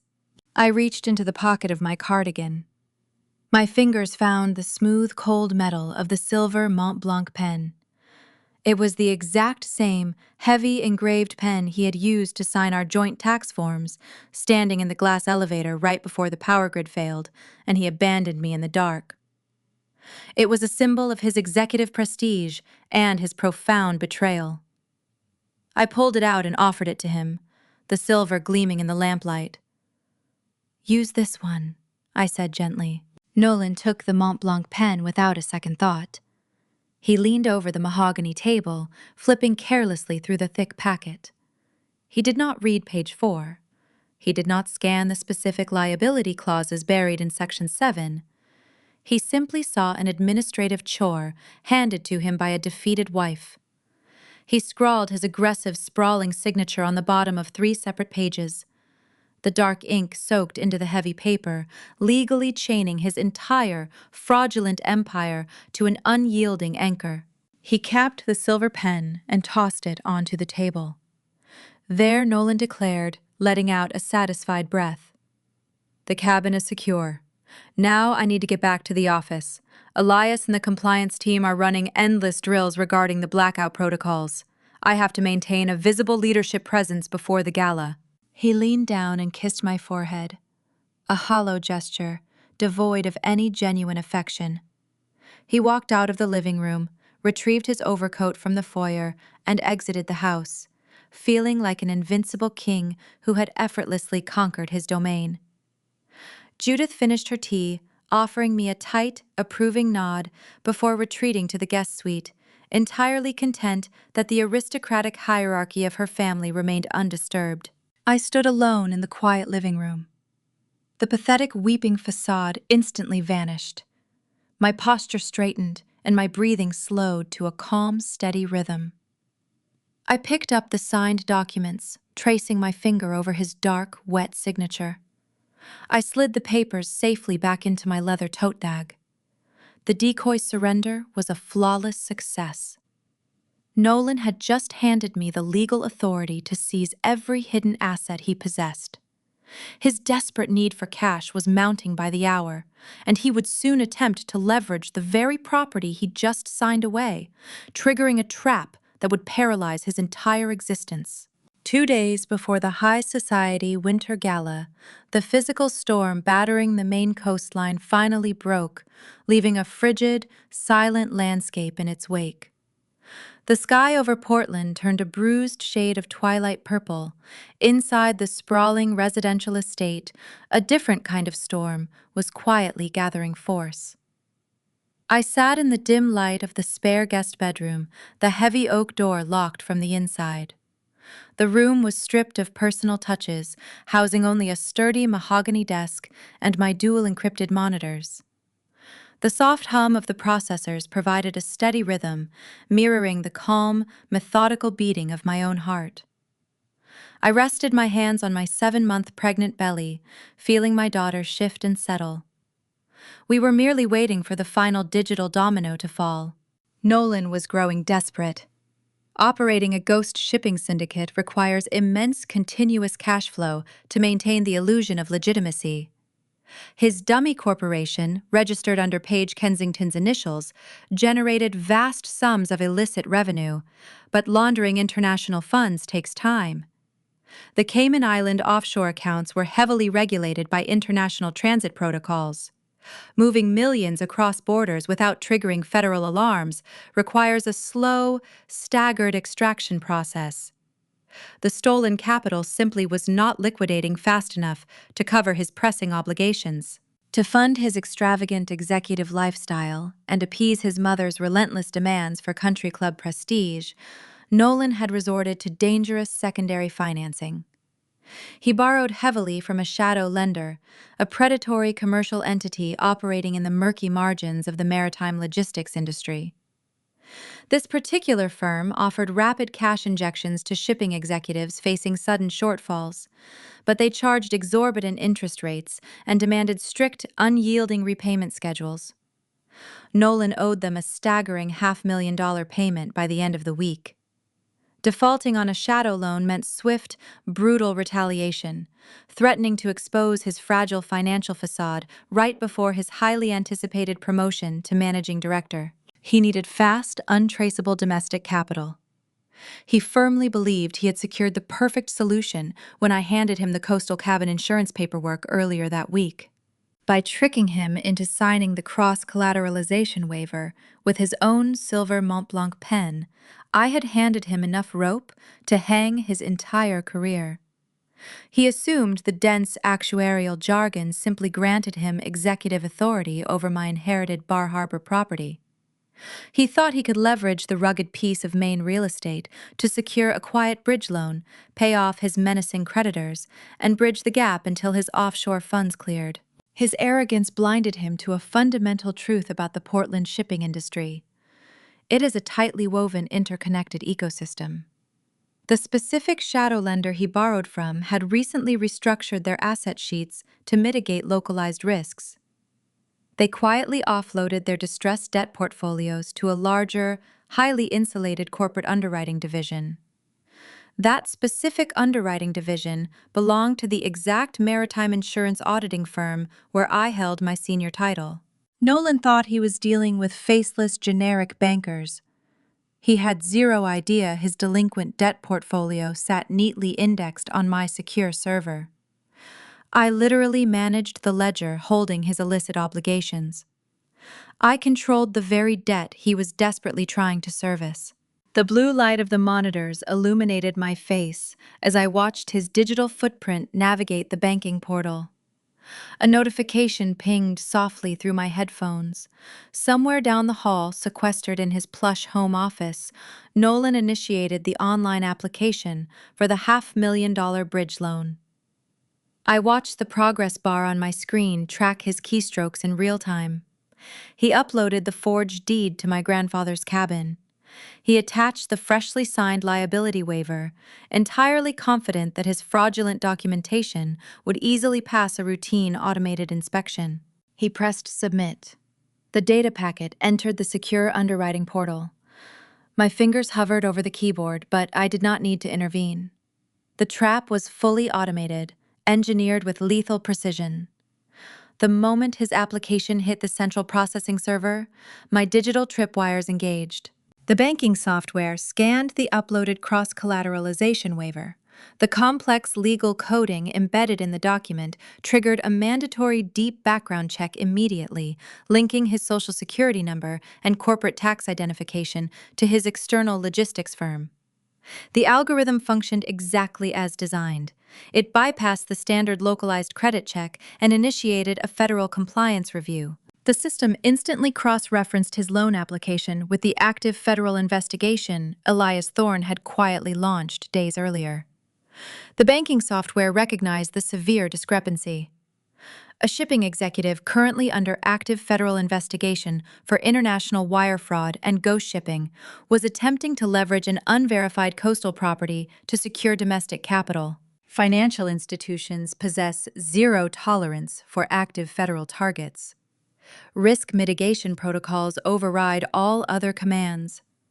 A bright red banner flashed across my left monitor. The word "denied" appeared in bold, stark typography. The bridge loan application was instantly rejected, halting his desperate cash grab in its tracks. A mere rejection was never the ultimate goal. The automated system recognized the transaction as a high-level threat. Under the strict parameters of suspicious activity protocols, the bank enacted an immediate, sweeping institutional lockdown to prevent capital flight. I watched the cascading effect unfold on my right monitor. A new alert populated the screen. Primary checking account suspended. 5 seconds later, another alert appeared. Joint savings account frozen. The dominoes continued to fall with relentless efficiency. Executive credit lines revoked. Wealth management portfolio access locked. The digital execution was sterile, silent, and incredibly thorough. In the span of 45 seconds, every single drop of domestic liquidity Nolan possessed evaporated into a frozen bureaucratic void. He was stripped of his financial identity. I leaned back in the ergonomic desk chair, reaching for a glass of ice water. The condensation chilled my palm, grounding me in the physical reality of the moment. The glowing red notifications reflected in the dark window pane, a beautiful testament to the power of forensic accounting. The silence inside the estate lasted for another 3 minutes. Then, the physical manifestation of his ruin began. A muffled, sharp curse echoed through the thick drywall separating our bedrooms. The heavy thud of leather shoes striking the hardwood floor followed. I heard Nolan burst out of his office, his footsteps heavy and erratic as he paced the length of the upstairs hallway. His voice filtered through the wood, rising in a frantic, unhinged pitch. He was shouting at an automated customer service representative, demanding to speak to a senior branch manager. He recited his account numbers, his voice cracking with mounting panic when the robotic prompt repeatedly informed him his access was revoked. He ended the call and immediately dialed another number, likely his credit card provider, only to meet the same impenetrable wall. I sat perfectly still in the dim room, sipping the cold water, listening to a narcissist realize his cage was locked. The pacing grew more frantic. He stalked past my door, his breathing ragged and shallow. He owed a dangerous secondary lender a small fortune by midnight. His offshore stash was stuck in transit. His domestic accounts were suddenly paralyzed. He was trapped in a financial vacuum with no viable escape route. The true agony of his situation rested in the impending timeline. In exactly 48 hours, the elite winter gala would commence. The grand ballroom overlooking the icy harbor was already being decorated with towering ice sculptures and imported orchids. Nolan was expected to arrive in a custom-tailored tuxedo, standing proudly beside his elitist mother and his ambitious junior coordinator. He was expected to smile for the industry photographers, shake hands with the chief executive officer, and project the flawless image of an invincible corporate titan ascending to the rank of managing director. He would have to walk into that glittering ballroom, knowing his bank accounts held zero available funds. He would have to sip expensive champagne while a $500,000 shadow debt suffocated him. He was forced to maintain the illusion of towering wealth while quietly drowning in a hidden ocean of frozen assets. His pacing outside my door slowed, replaced by a dull, heavy thump against the hallway wall. He had slumped against the drywall, physically buckling under the crushing weight of his sudden paralysis. I rested my hand on my stomach, feeling another strong, reassuring kick from my daughter. We were safe. We were untouchable. I let the cold glow of the monitors wash over me, savoring the sound of an arrogant man suffocating in the very trap he helped build. The stage was perfectly set for the final, devastating public revelation. The night of the elite winter gala descended upon Portland like a heavy velvet shroud. Outside the venue, the main coastline remained unforgiving and dark.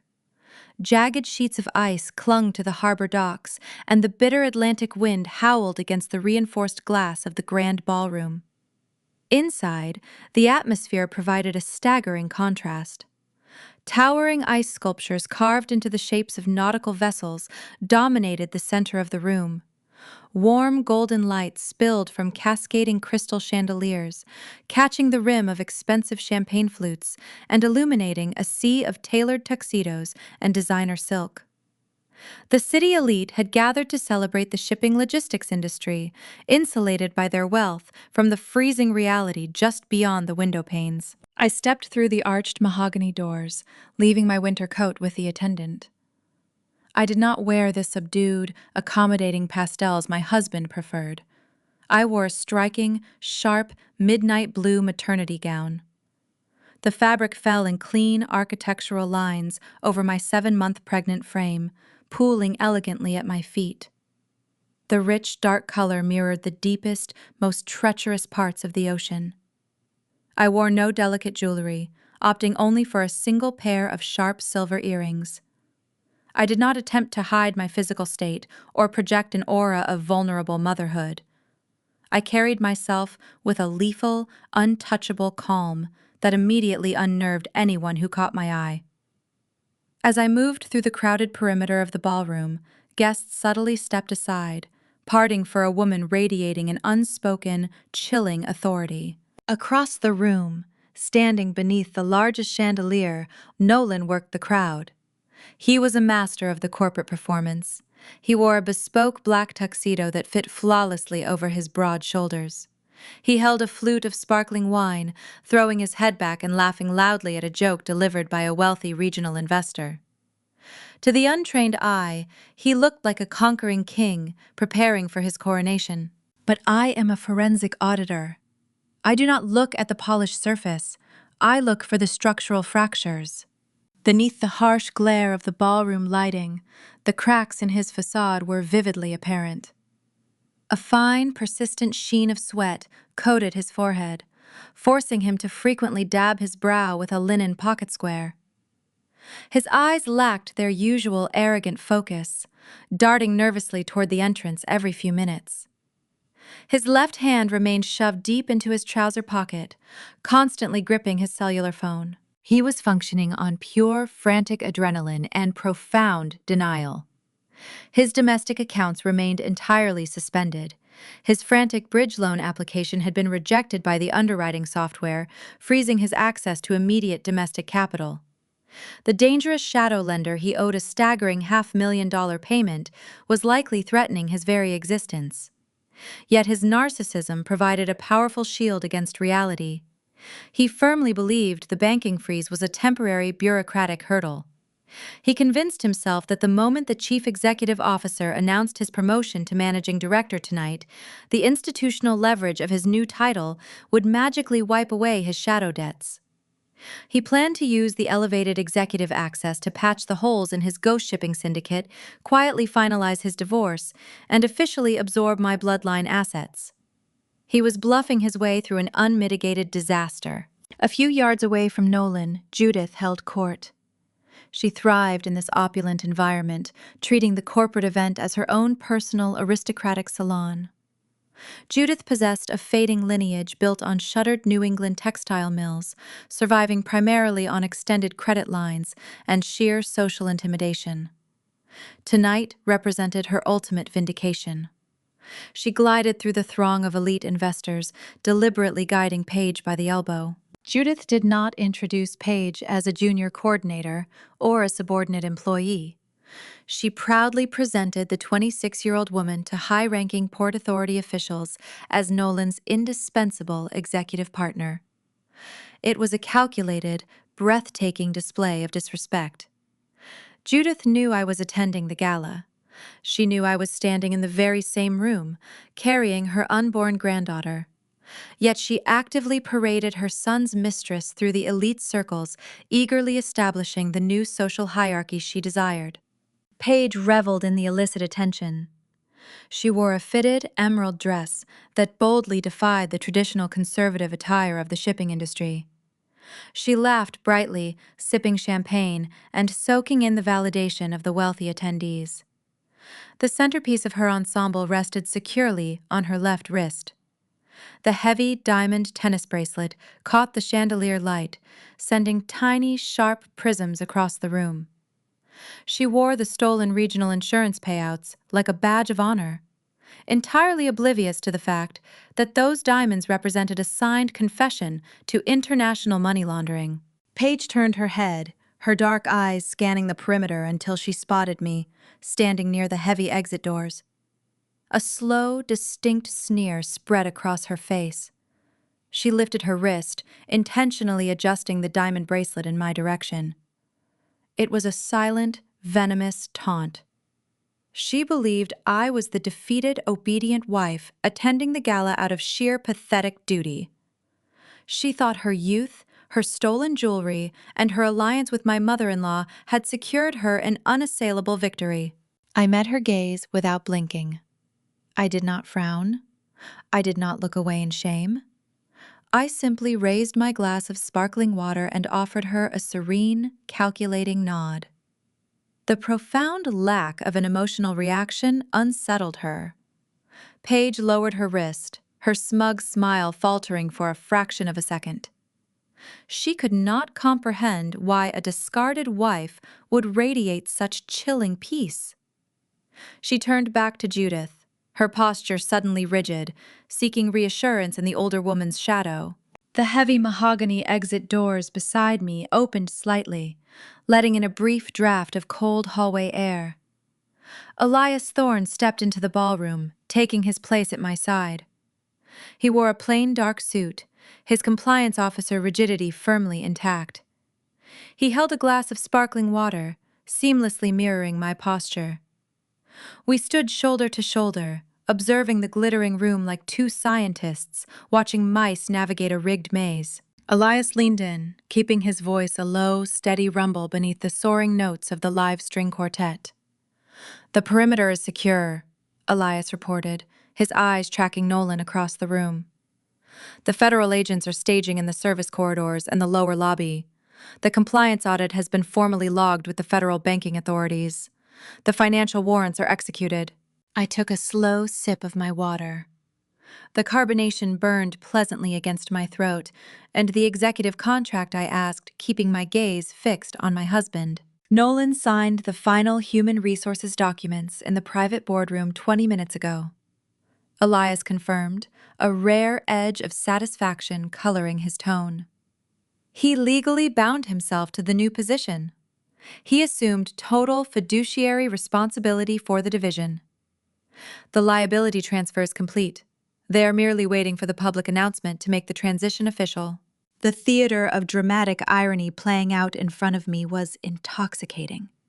Hundreds of wealthy investors and corporate leaders were eating imported caviar funded by a hollow shell company. They were raising their glasses to toast a man who possessed zero liquid capital. They were celebrating a rising star who was actually a plummeting meteorite. Nolan let out another booming laugh, clapping a shipping magnate on the back, thoroughly oblivious to the invisible federal net that had already tightened around the building.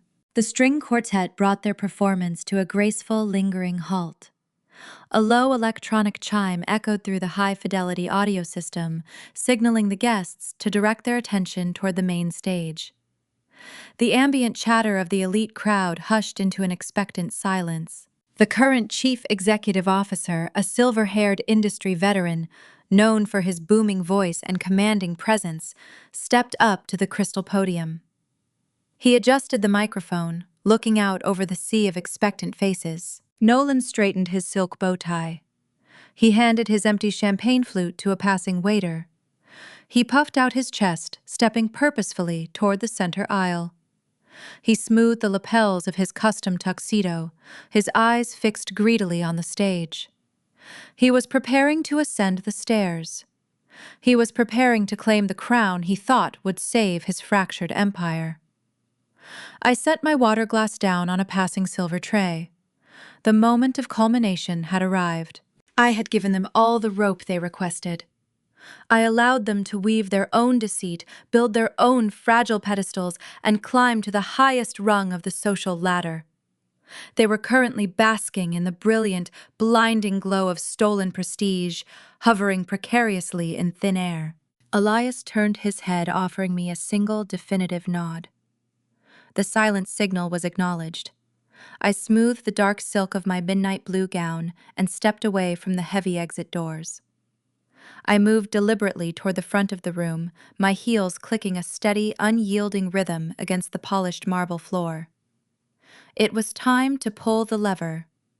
It was time to cut the rope. The chief executive officer cleared his throat, leaning close to the crystal podium. His silver hair caught the glare of the spotlights as he offered a polished, practiced smile to the glittering crowd. He spoke of resilience, navigating turbulent economic waters, and the bright future of the shipping logistics industry. His baritone voice resonated through the state-of-the-art sound system, wrapping the room in a false sense of security. Nolan stood at the edge of the center aisle, shifting his weight from one foot to the other. His shoulders were pulled back, chest puffed out, ready to stride into the spotlight. He waited for his name to be called, anticipating the roaring applause that would validate his entire, fabricated existence. He never heard his name. Near the heavy exit doors, Elias Thorne raised his right hand. He caught the eye of the lead technician stationed in the elevated audiovisual booth at the back of the ballroom. Elias gave a single, sharp nod. The transition was instantaneous. The soaring orchestral background music cut off with a crisp click. The two towering projection screens flanking the main stage, which had been displaying the glossy blue corporate logo, flickered abruptly. The pristine branding vanished. In its place, a dense, highly detailed forensic audit ledger illuminated the room. Rows of stark black text and glaring red deficit markers filled the screens. The visual was jarring, replacing corporate elegance with the sterile, unforgiving reality of a financial spreadsheet. A murmur of confusion rippled through the hundreds of elite guests.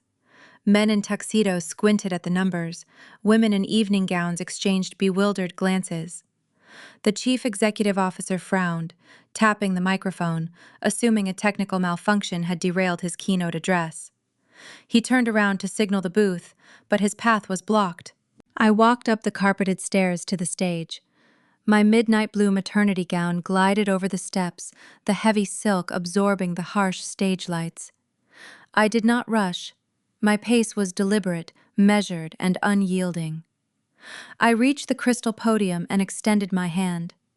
The older executive, thoroughly bewildered by my sudden appearance and the undeniable authority I projected, reflexively stepped back. He surrendered the microphone without a single word of protest. I grasped the cool metal of the microphone stand. I looked out over the vast, silent ballroom. The murmurs died instantly. The room plunged into a dead, suffocating quiet. The tension was palpable, thick enough to stall the breathing of every investor and port official present. I located Nolan in the crowd. He was frozen in the center aisle. The confident swagger had evaporated, replaced by a rigid, terrified paralysis. "Good evening," I said. My voice echoed through the high-fidelity speakers, clear and unwavering. It sliced through the heavy silence like a surgical scalpel. "Most of you know me as Bailey Haas, the wife of your soon-to-be-promoted vice president. However, my actual profession is senior maritime insurance auditor. For the past decade, my job has been to locate structural failures in shipping routes and dismantle complex logistical fraud." I paused, letting the weight of my introduction settle over the elite crowd. I gestured toward the towering screens behind me. "You are currently looking at the unredacted internal freight ledgers of this very firm," I continued, my tone clinical and detached. "Over the past 36 months, a highly coordinated ghost shipping syndicate has been operating within your executive tier.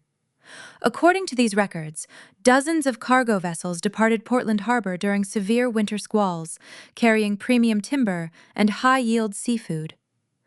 These records claim the ships met catastrophic weather events, resulting in total cargo loss." The board of directors, seated at the front tables, began to shift uncomfortably. Their eyes darted from my face to the glowing red numbers on the screens. But those ships never left the dock, I stated, driving the truth into the silent room. The cargo never existed. The claims filed with regional underwriters were entirely fabricated. The subsequent payouts did not return to the corporate treasury to offset losses. Instead, $4 million was quietly diverted into hidden offshore accounts. Your treasury is bleeding from a self-inflicted wound. A collective gasp escaped the audience. The wealthy investors grasped the implications instantly. Their investments were tied to a hollow shell. I looked down at Nolan. His face had turned an ashen, sickening gray. His jaw hung slack. He took a staggering step backward, looking as if the floor had just vanished beneath his custom leather shoes. To launder $4 million across international borders, the architect of this crime required a dummy vendor, I explained, keeping my gaze locked on my husband. The funds were routed through a shell corporation registered under the name PK Imports. I raised my hand, signaling the audiovisual booth. The screens shifted again. High-resolution images of bank routing documents appeared, bearing clear, undeniable signatures. I turned my attention to the side of the room, locating the emerald green dress among the crowd. Paige Kensington stood near an ice sculpture, her champagne flute trembling in her hand.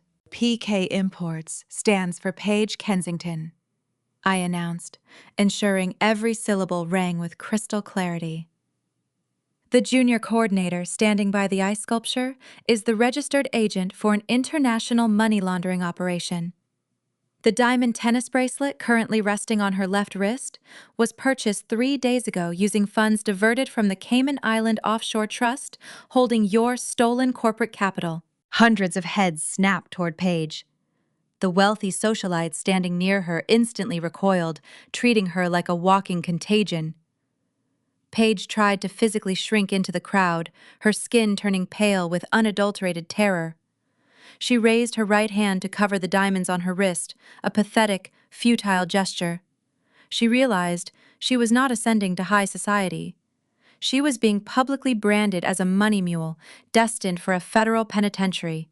I turned my focus to the aristocratic woman holding court near the front tables. Judith stood rigid, her vintage mink coat suddenly looking like a heavy shroud. The embezzlement was not the only financial crime committed to sustain this illusion, I said, letting my voice drop to a dangerous, precise pitch. Facing a severe cash deficit and immense pressure from predatory shadow lenders, your vice president required immediate domestic liquidity. To secure a $500,000 bridge loan, he forged my signature to leverage my grandfather's coastal property in Bar Harbor.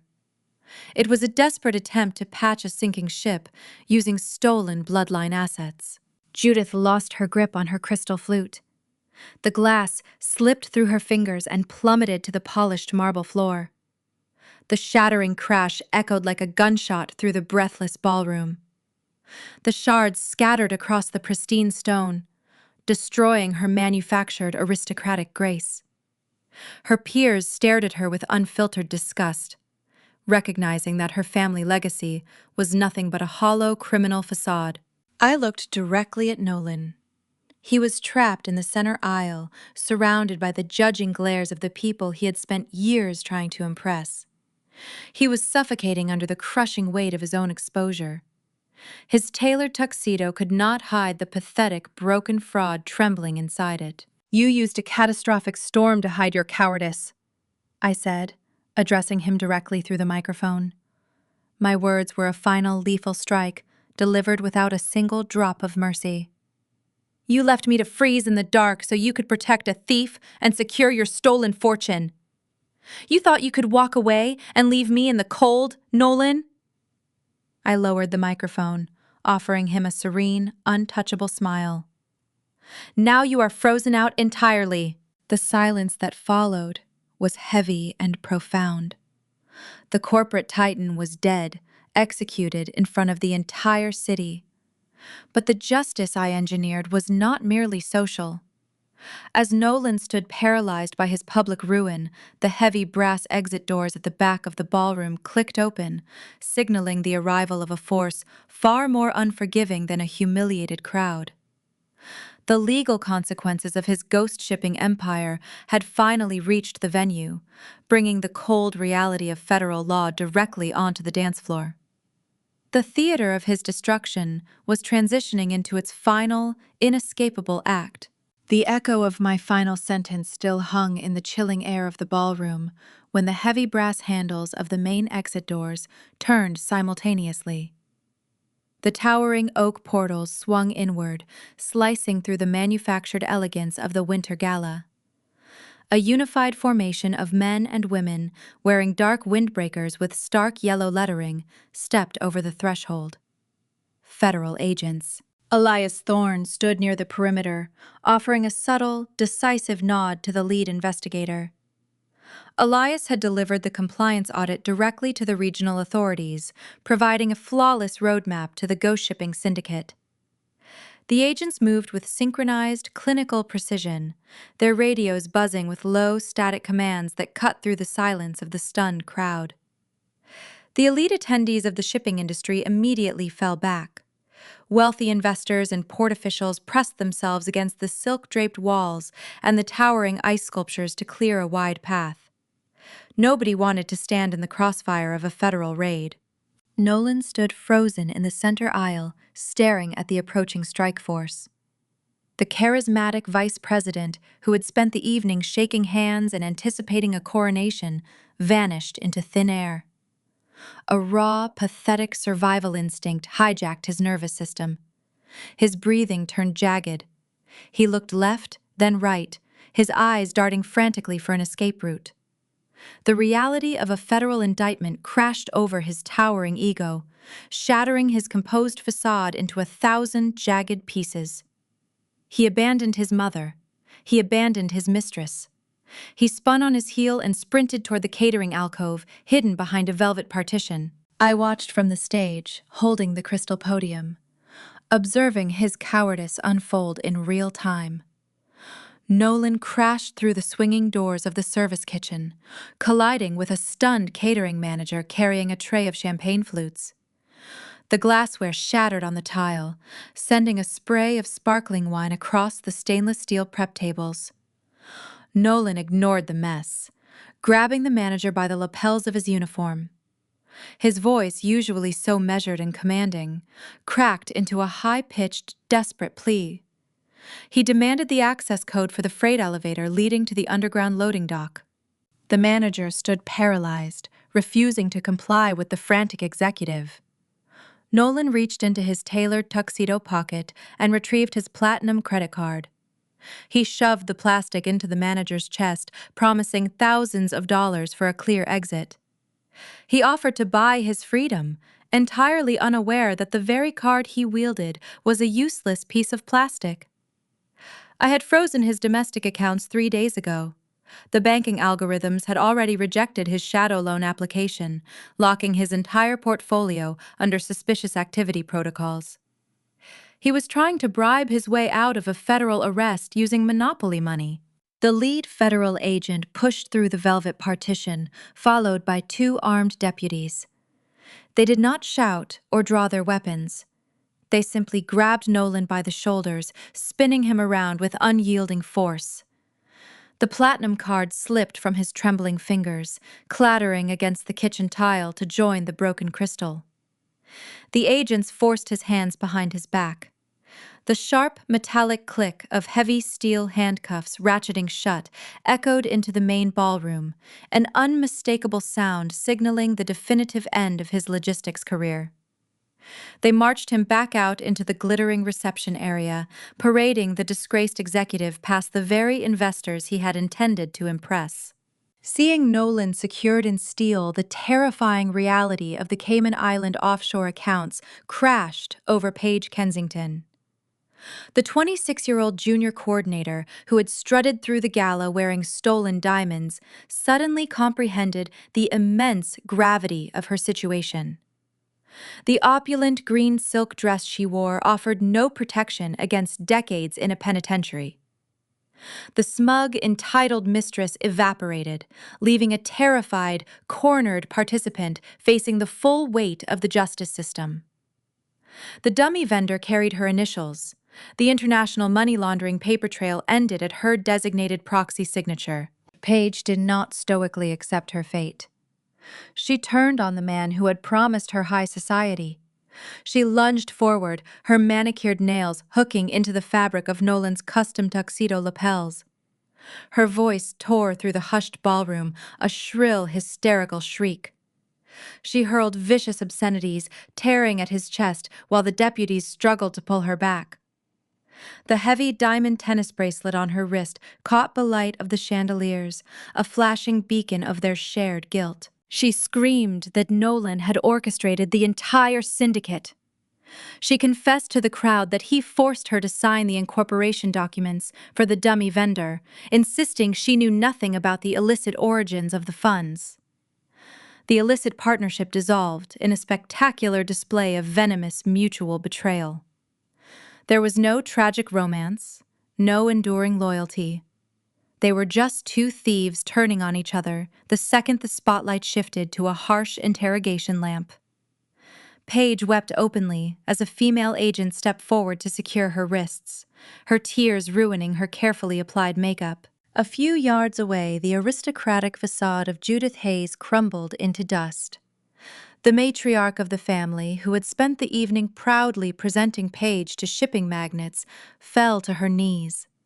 Her vintage mink coat pooled around her on the marble floor. She wailed a hollow, agonizing sound, reaching her hands toward the chief executive officer standing near the front tables. She begged him to intervene, to call the corporate lawyers to save her golden son from this horrific misunderstanding. The silver-haired executive did not offer a hand to help her up. He took a distinct, deliberate step backward. The surrounding board members mirrored his movement, physically distancing themselves from the radioactive wreckage of the Hayes family. In the ruthless ecosystem of corporate wealth, a tainted name is a terminal disease. Nobody was willing to risk their own reputation to defend a ghost-shipping fraudster. Judith was left kneeling, alone, among the shattered remains of her champagne flute, stripped of her status, her pride, and her beloved heir. I stood perfectly still on the stage, the heavy silk of my midnight blue maternity gown resting quietly against the floor. I watched the deputies drag my husband and his mistress across the grand ballroom. They hauled them past the towering nautical ice sculptures, past the elite investors, and out through the very mahogany doors Nolan had confidently strutted through just hours earlier. The execution was flawless, precise, and entirely devoid of any mercy. The cold Maine wind rushed into the lobby as the exit doors opened, swallowing their desperate protests. I rested a protective hand on my stomach, feeling the steady, reassuring kick of my daughter. The theater of dramatic irony had reached its closing curtain. Nolan had tried to erase my existence to secure a fortune. Instead, he had handed me the exact tools required to orchestrate his ruin. Yet the financial ledger still contained one unresolved line item. The federal authorities had claimed his freedom, but the cross-collateralization waiver he signed with his own silver pen guaranteed that I held the undisputed right to claim his remaining physical assets. The winter storm outside was beginning to clear, paving the way for a harsh, blinding morning where the true cost of his arrogance would be collected. The morning sun broke over the Portland harbor, casting a blinding, sterile light across the jagged ice forming along the docks. The brutal Maine winter had stripped the city of its warmth, leaving behind a stark, unforgiving landscape that perfectly mirrored the new reality I had constructed. The elite corporate gala was nothing but a smoking crater of shattered reputations and federal indictments. My husband was currently sitting in a sterile holding cell, stripped of his tailored tuxedo, facing the terrifying dawn of his impending federal prosecution. His fraudulent shipping syndicate had been dismantled in front of the entire city. But while the authorities handled his criminal offenses, the financial execution remained strictly my domain. In the shadowy, unregulated margins of commercial finance panic is a highly lucrative commodity. The primary shadow lender holding Nolan's staggering corporate debt had watched the evening news broadcasts with undeniable horror. They witnessed their primary debtor handcuffed on a ballroom stage for severe international wire fraud. Private equity firms abhor federal scrutiny.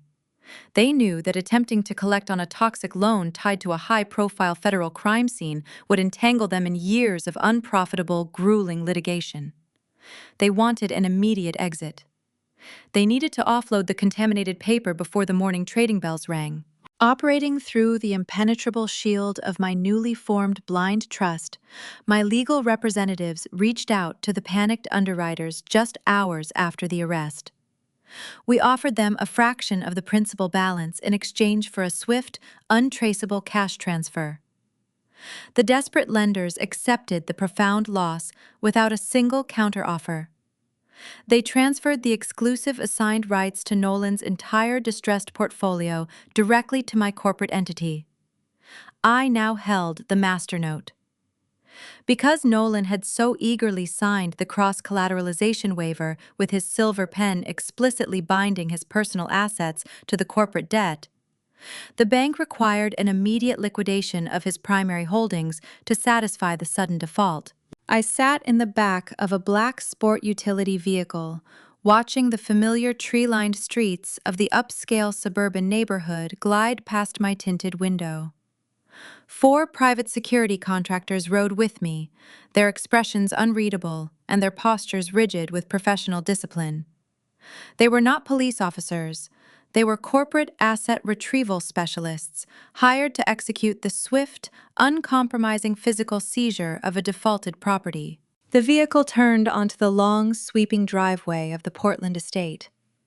The sprawling brick home stood silently against the biting winter wind. I stepped out onto the frozen pavement, pulling my wool coat tightly around my pregnant frame. My breath plumed in the frigid air. The physical chill was refreshing, sharpening my focus as I walked up the stone steps. I did not bother knocking.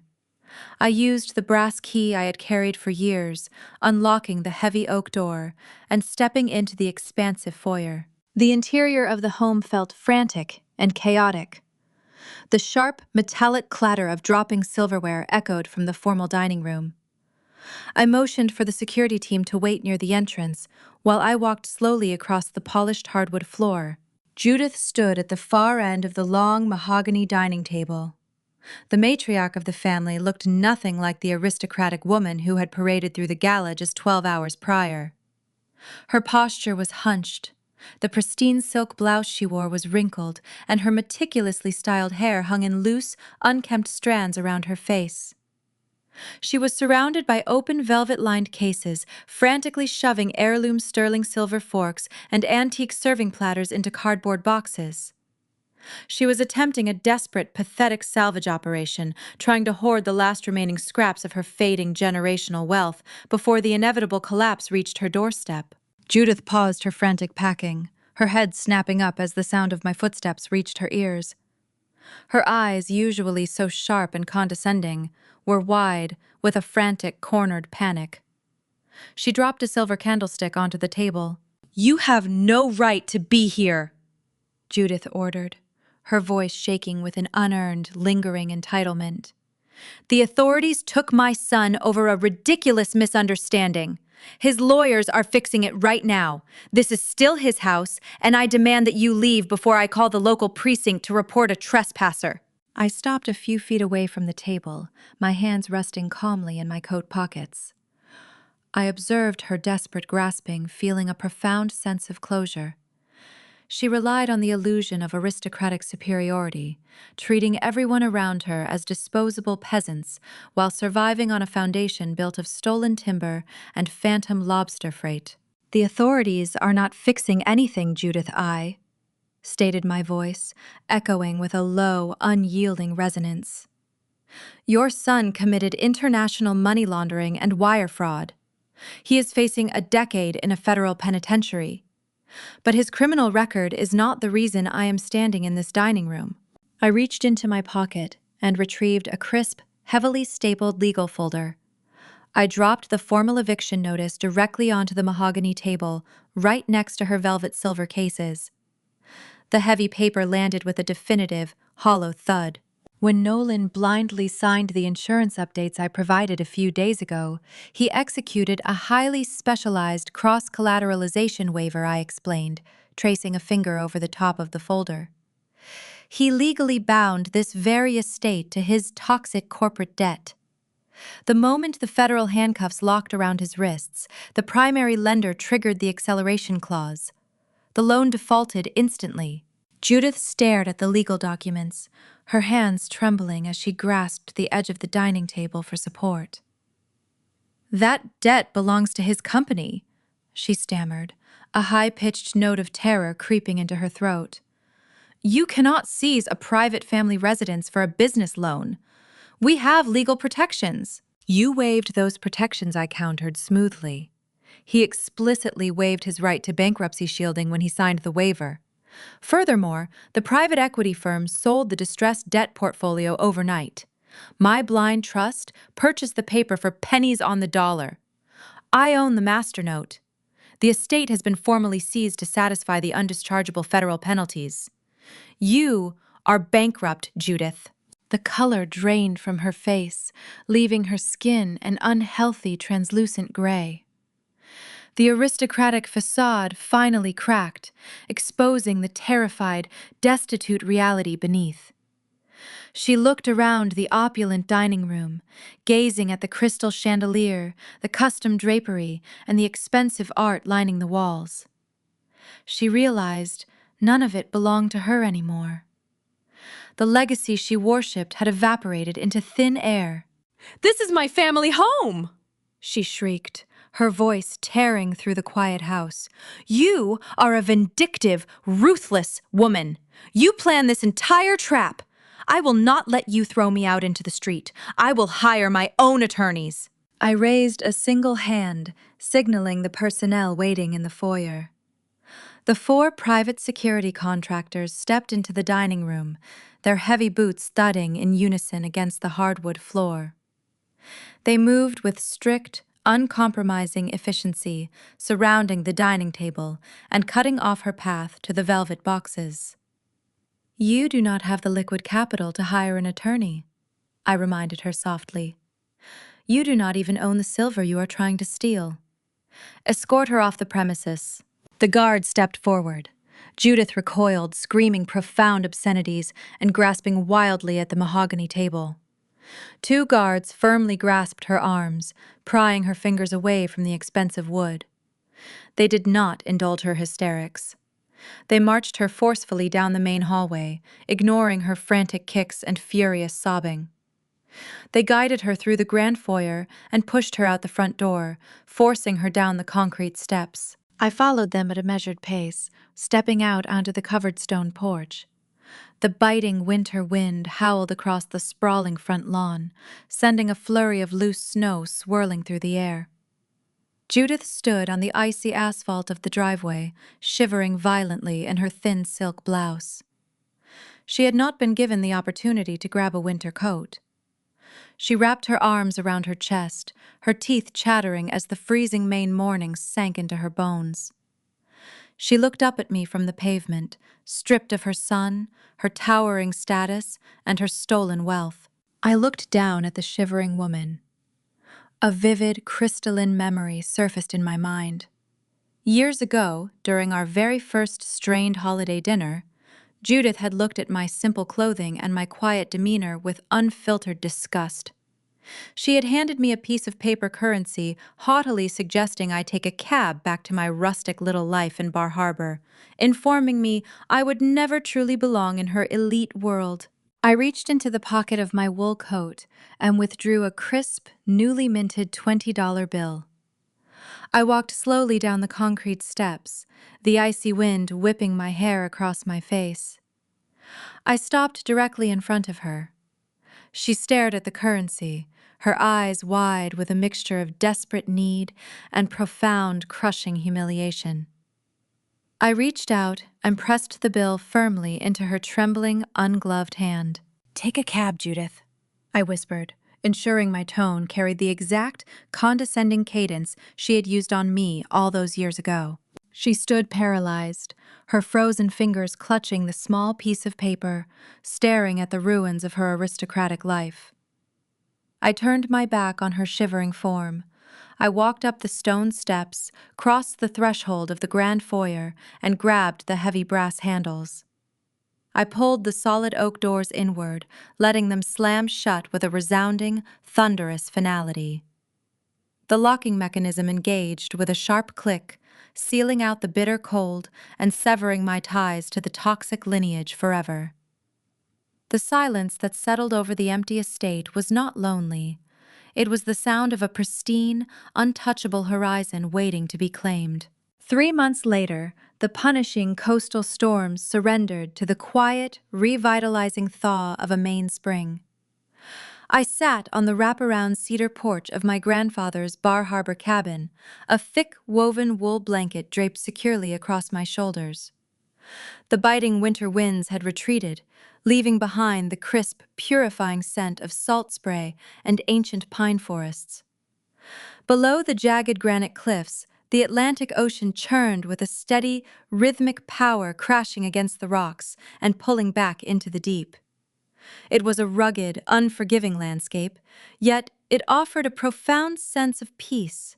Resting against my chest bundled in soft cotton, my newborn daughter slept soundly. I traced the delicate curve of her cheek with my index finger, listening to her soft, even breaths. She was healthy, vibrant, and entirely insulated from the chaos that had preceded her arrival. The terror of that plunging steel elevator felt like a distant, faded nightmare, buried beneath the undeniable warmth of the morning sun. I pulled her closer, feeling the steady beating of her heart against my own. We were safe. The world outside this coastal sanctuary had fundamentally shifted, settling into a new, unyielding reality for the people who sought to exploit me. The federal justice system moves with a terrifying, sterile efficiency when handed a pristine, fully indexed forensic audit. There were no drawn-out courtroom battles. There were no theatrical, televised trials where highly paid defense attorneys spun clever narratives. The sheer volume of digital evidence I provided rendered any legal defense entirely useless. Nolan stood before a federal judge just 2 weeks ago to receive his final sentencing.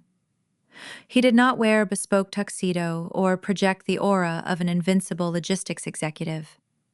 He wore standard-issue detention clothing. His posture slumped, his arrogant swagger eradicated by the crushing weight of reality. The judge showed zero leniency for an architect of a multi-million-dollar ghost shipping syndicate. He handed down a mandatory 10-year sentence in a federal penitentiary devoid of any possibility for early parole. Nolan traded his corner office and imported champagne for a concrete cell and a rigid, regulated schedule. His pursuit of unearned prestige cost him a decade of his life. He will spend every single day of those 10 years calculating the exact cost of abandoning his family in the dark. His indispensable executive partner fared no better. When the federal agents secured the gala lobby, Paige Kensington's towering sense of entitlement dissolved into pure self-preservation. Realizing the full scope of her exposure as the registered agent for the international money laundering operation, she sought a restrictive plea deal. She traded her youth, her stolen designer wardrobe, and her hollow ambitions for a reduced sentence. The authorities stripped her of the diamond tennis bracelet and every asset tied to the Cayman Island accounts. While she avoided a lengthy prison term, she walked away carrying the heavy, indelible anchor of a federal felony conviction.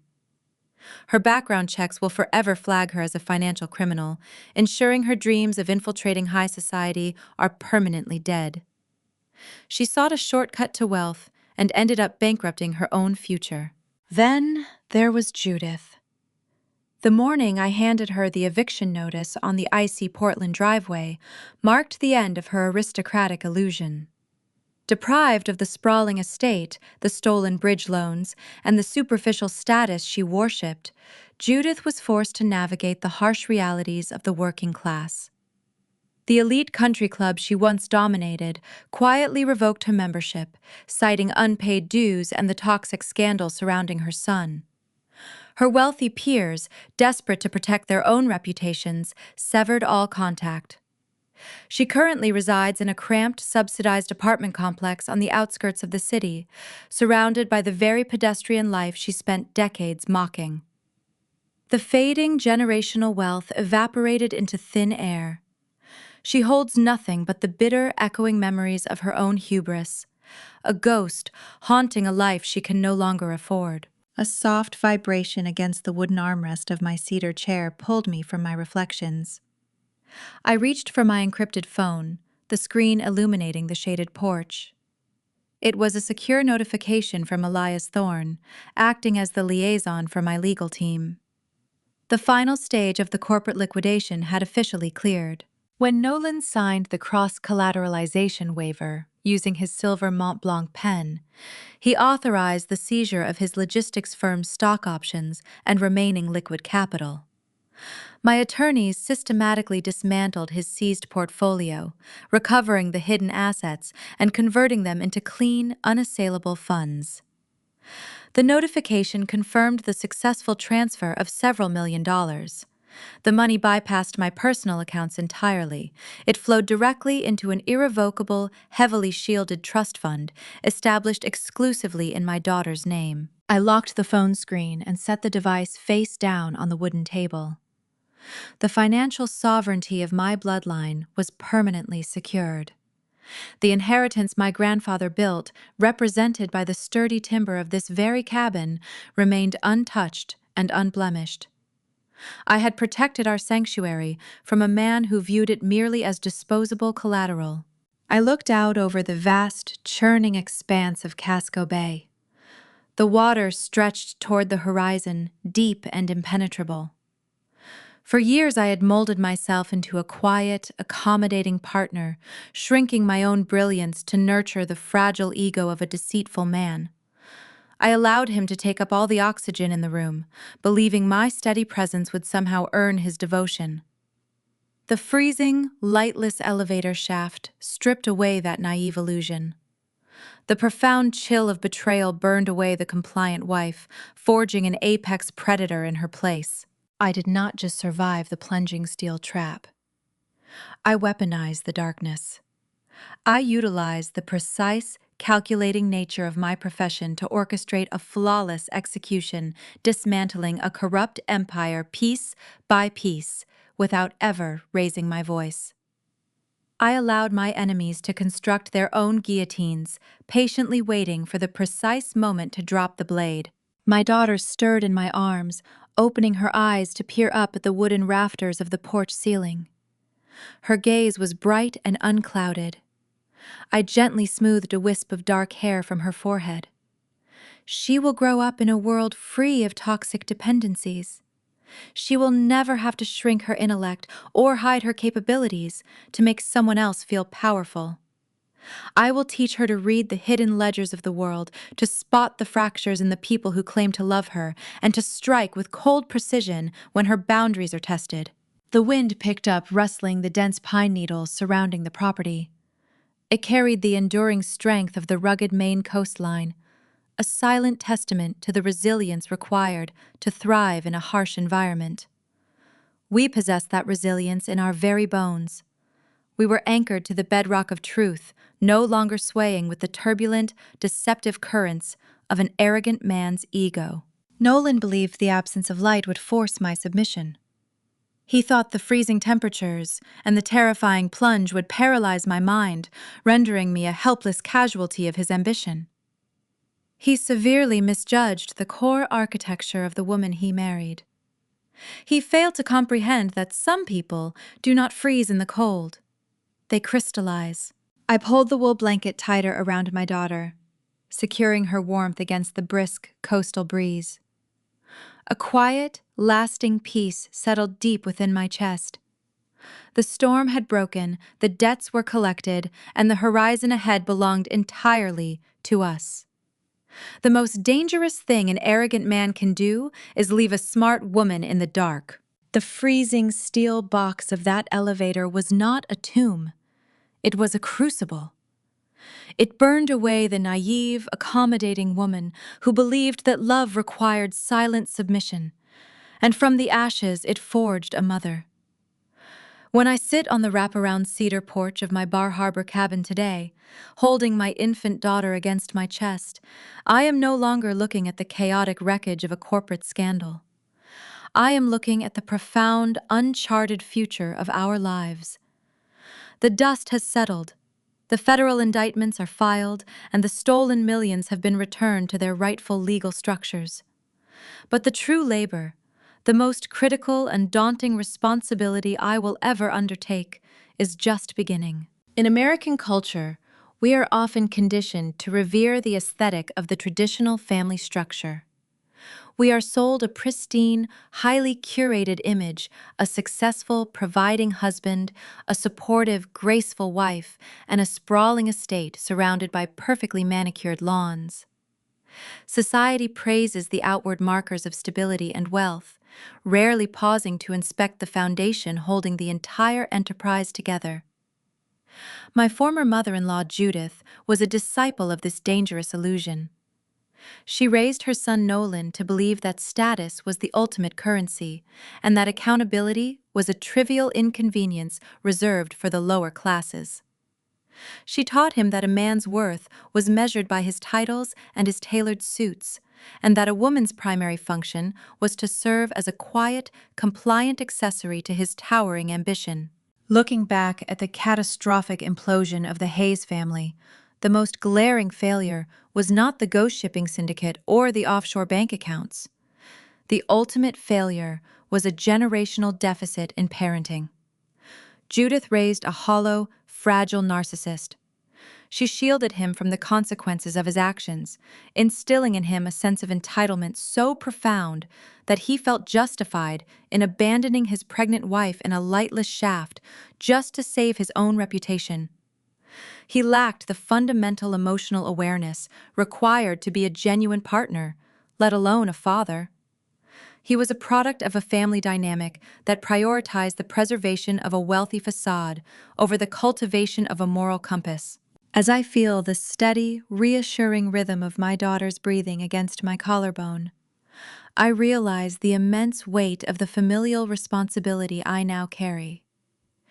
It is not enough to simply provide her with an unassailable financial trust fund or a rugged coastal sanctuary.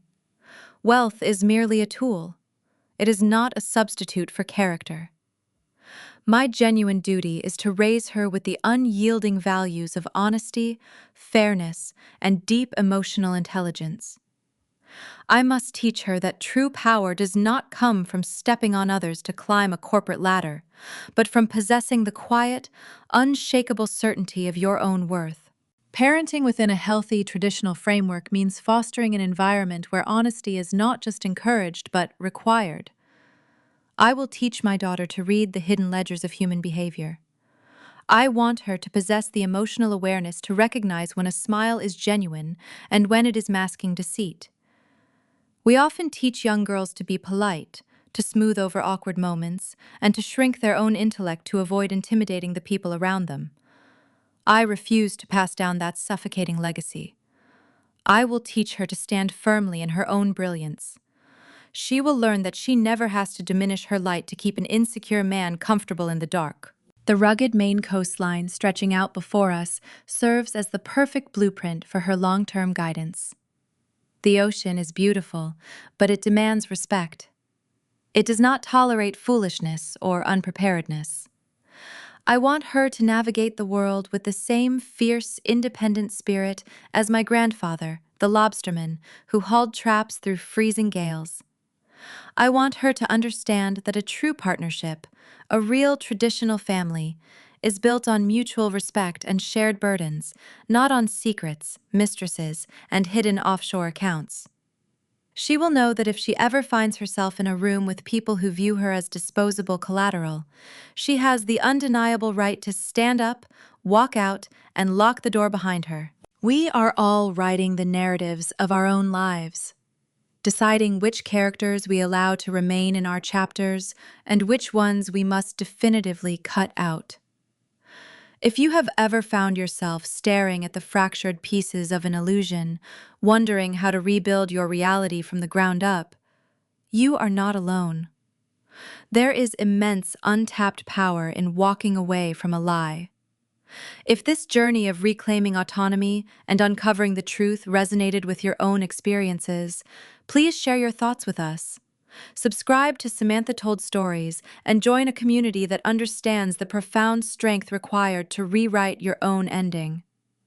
We all have a defining moment that forces us to choose between quiet victimhood and uncompromising sovereignty. Yet, as the sun dips below the Atlantic horizon, casting long, fading shadows across the porch, I find myself reflecting on the conventional wisdom we pass down regarding motherhood and family preservation.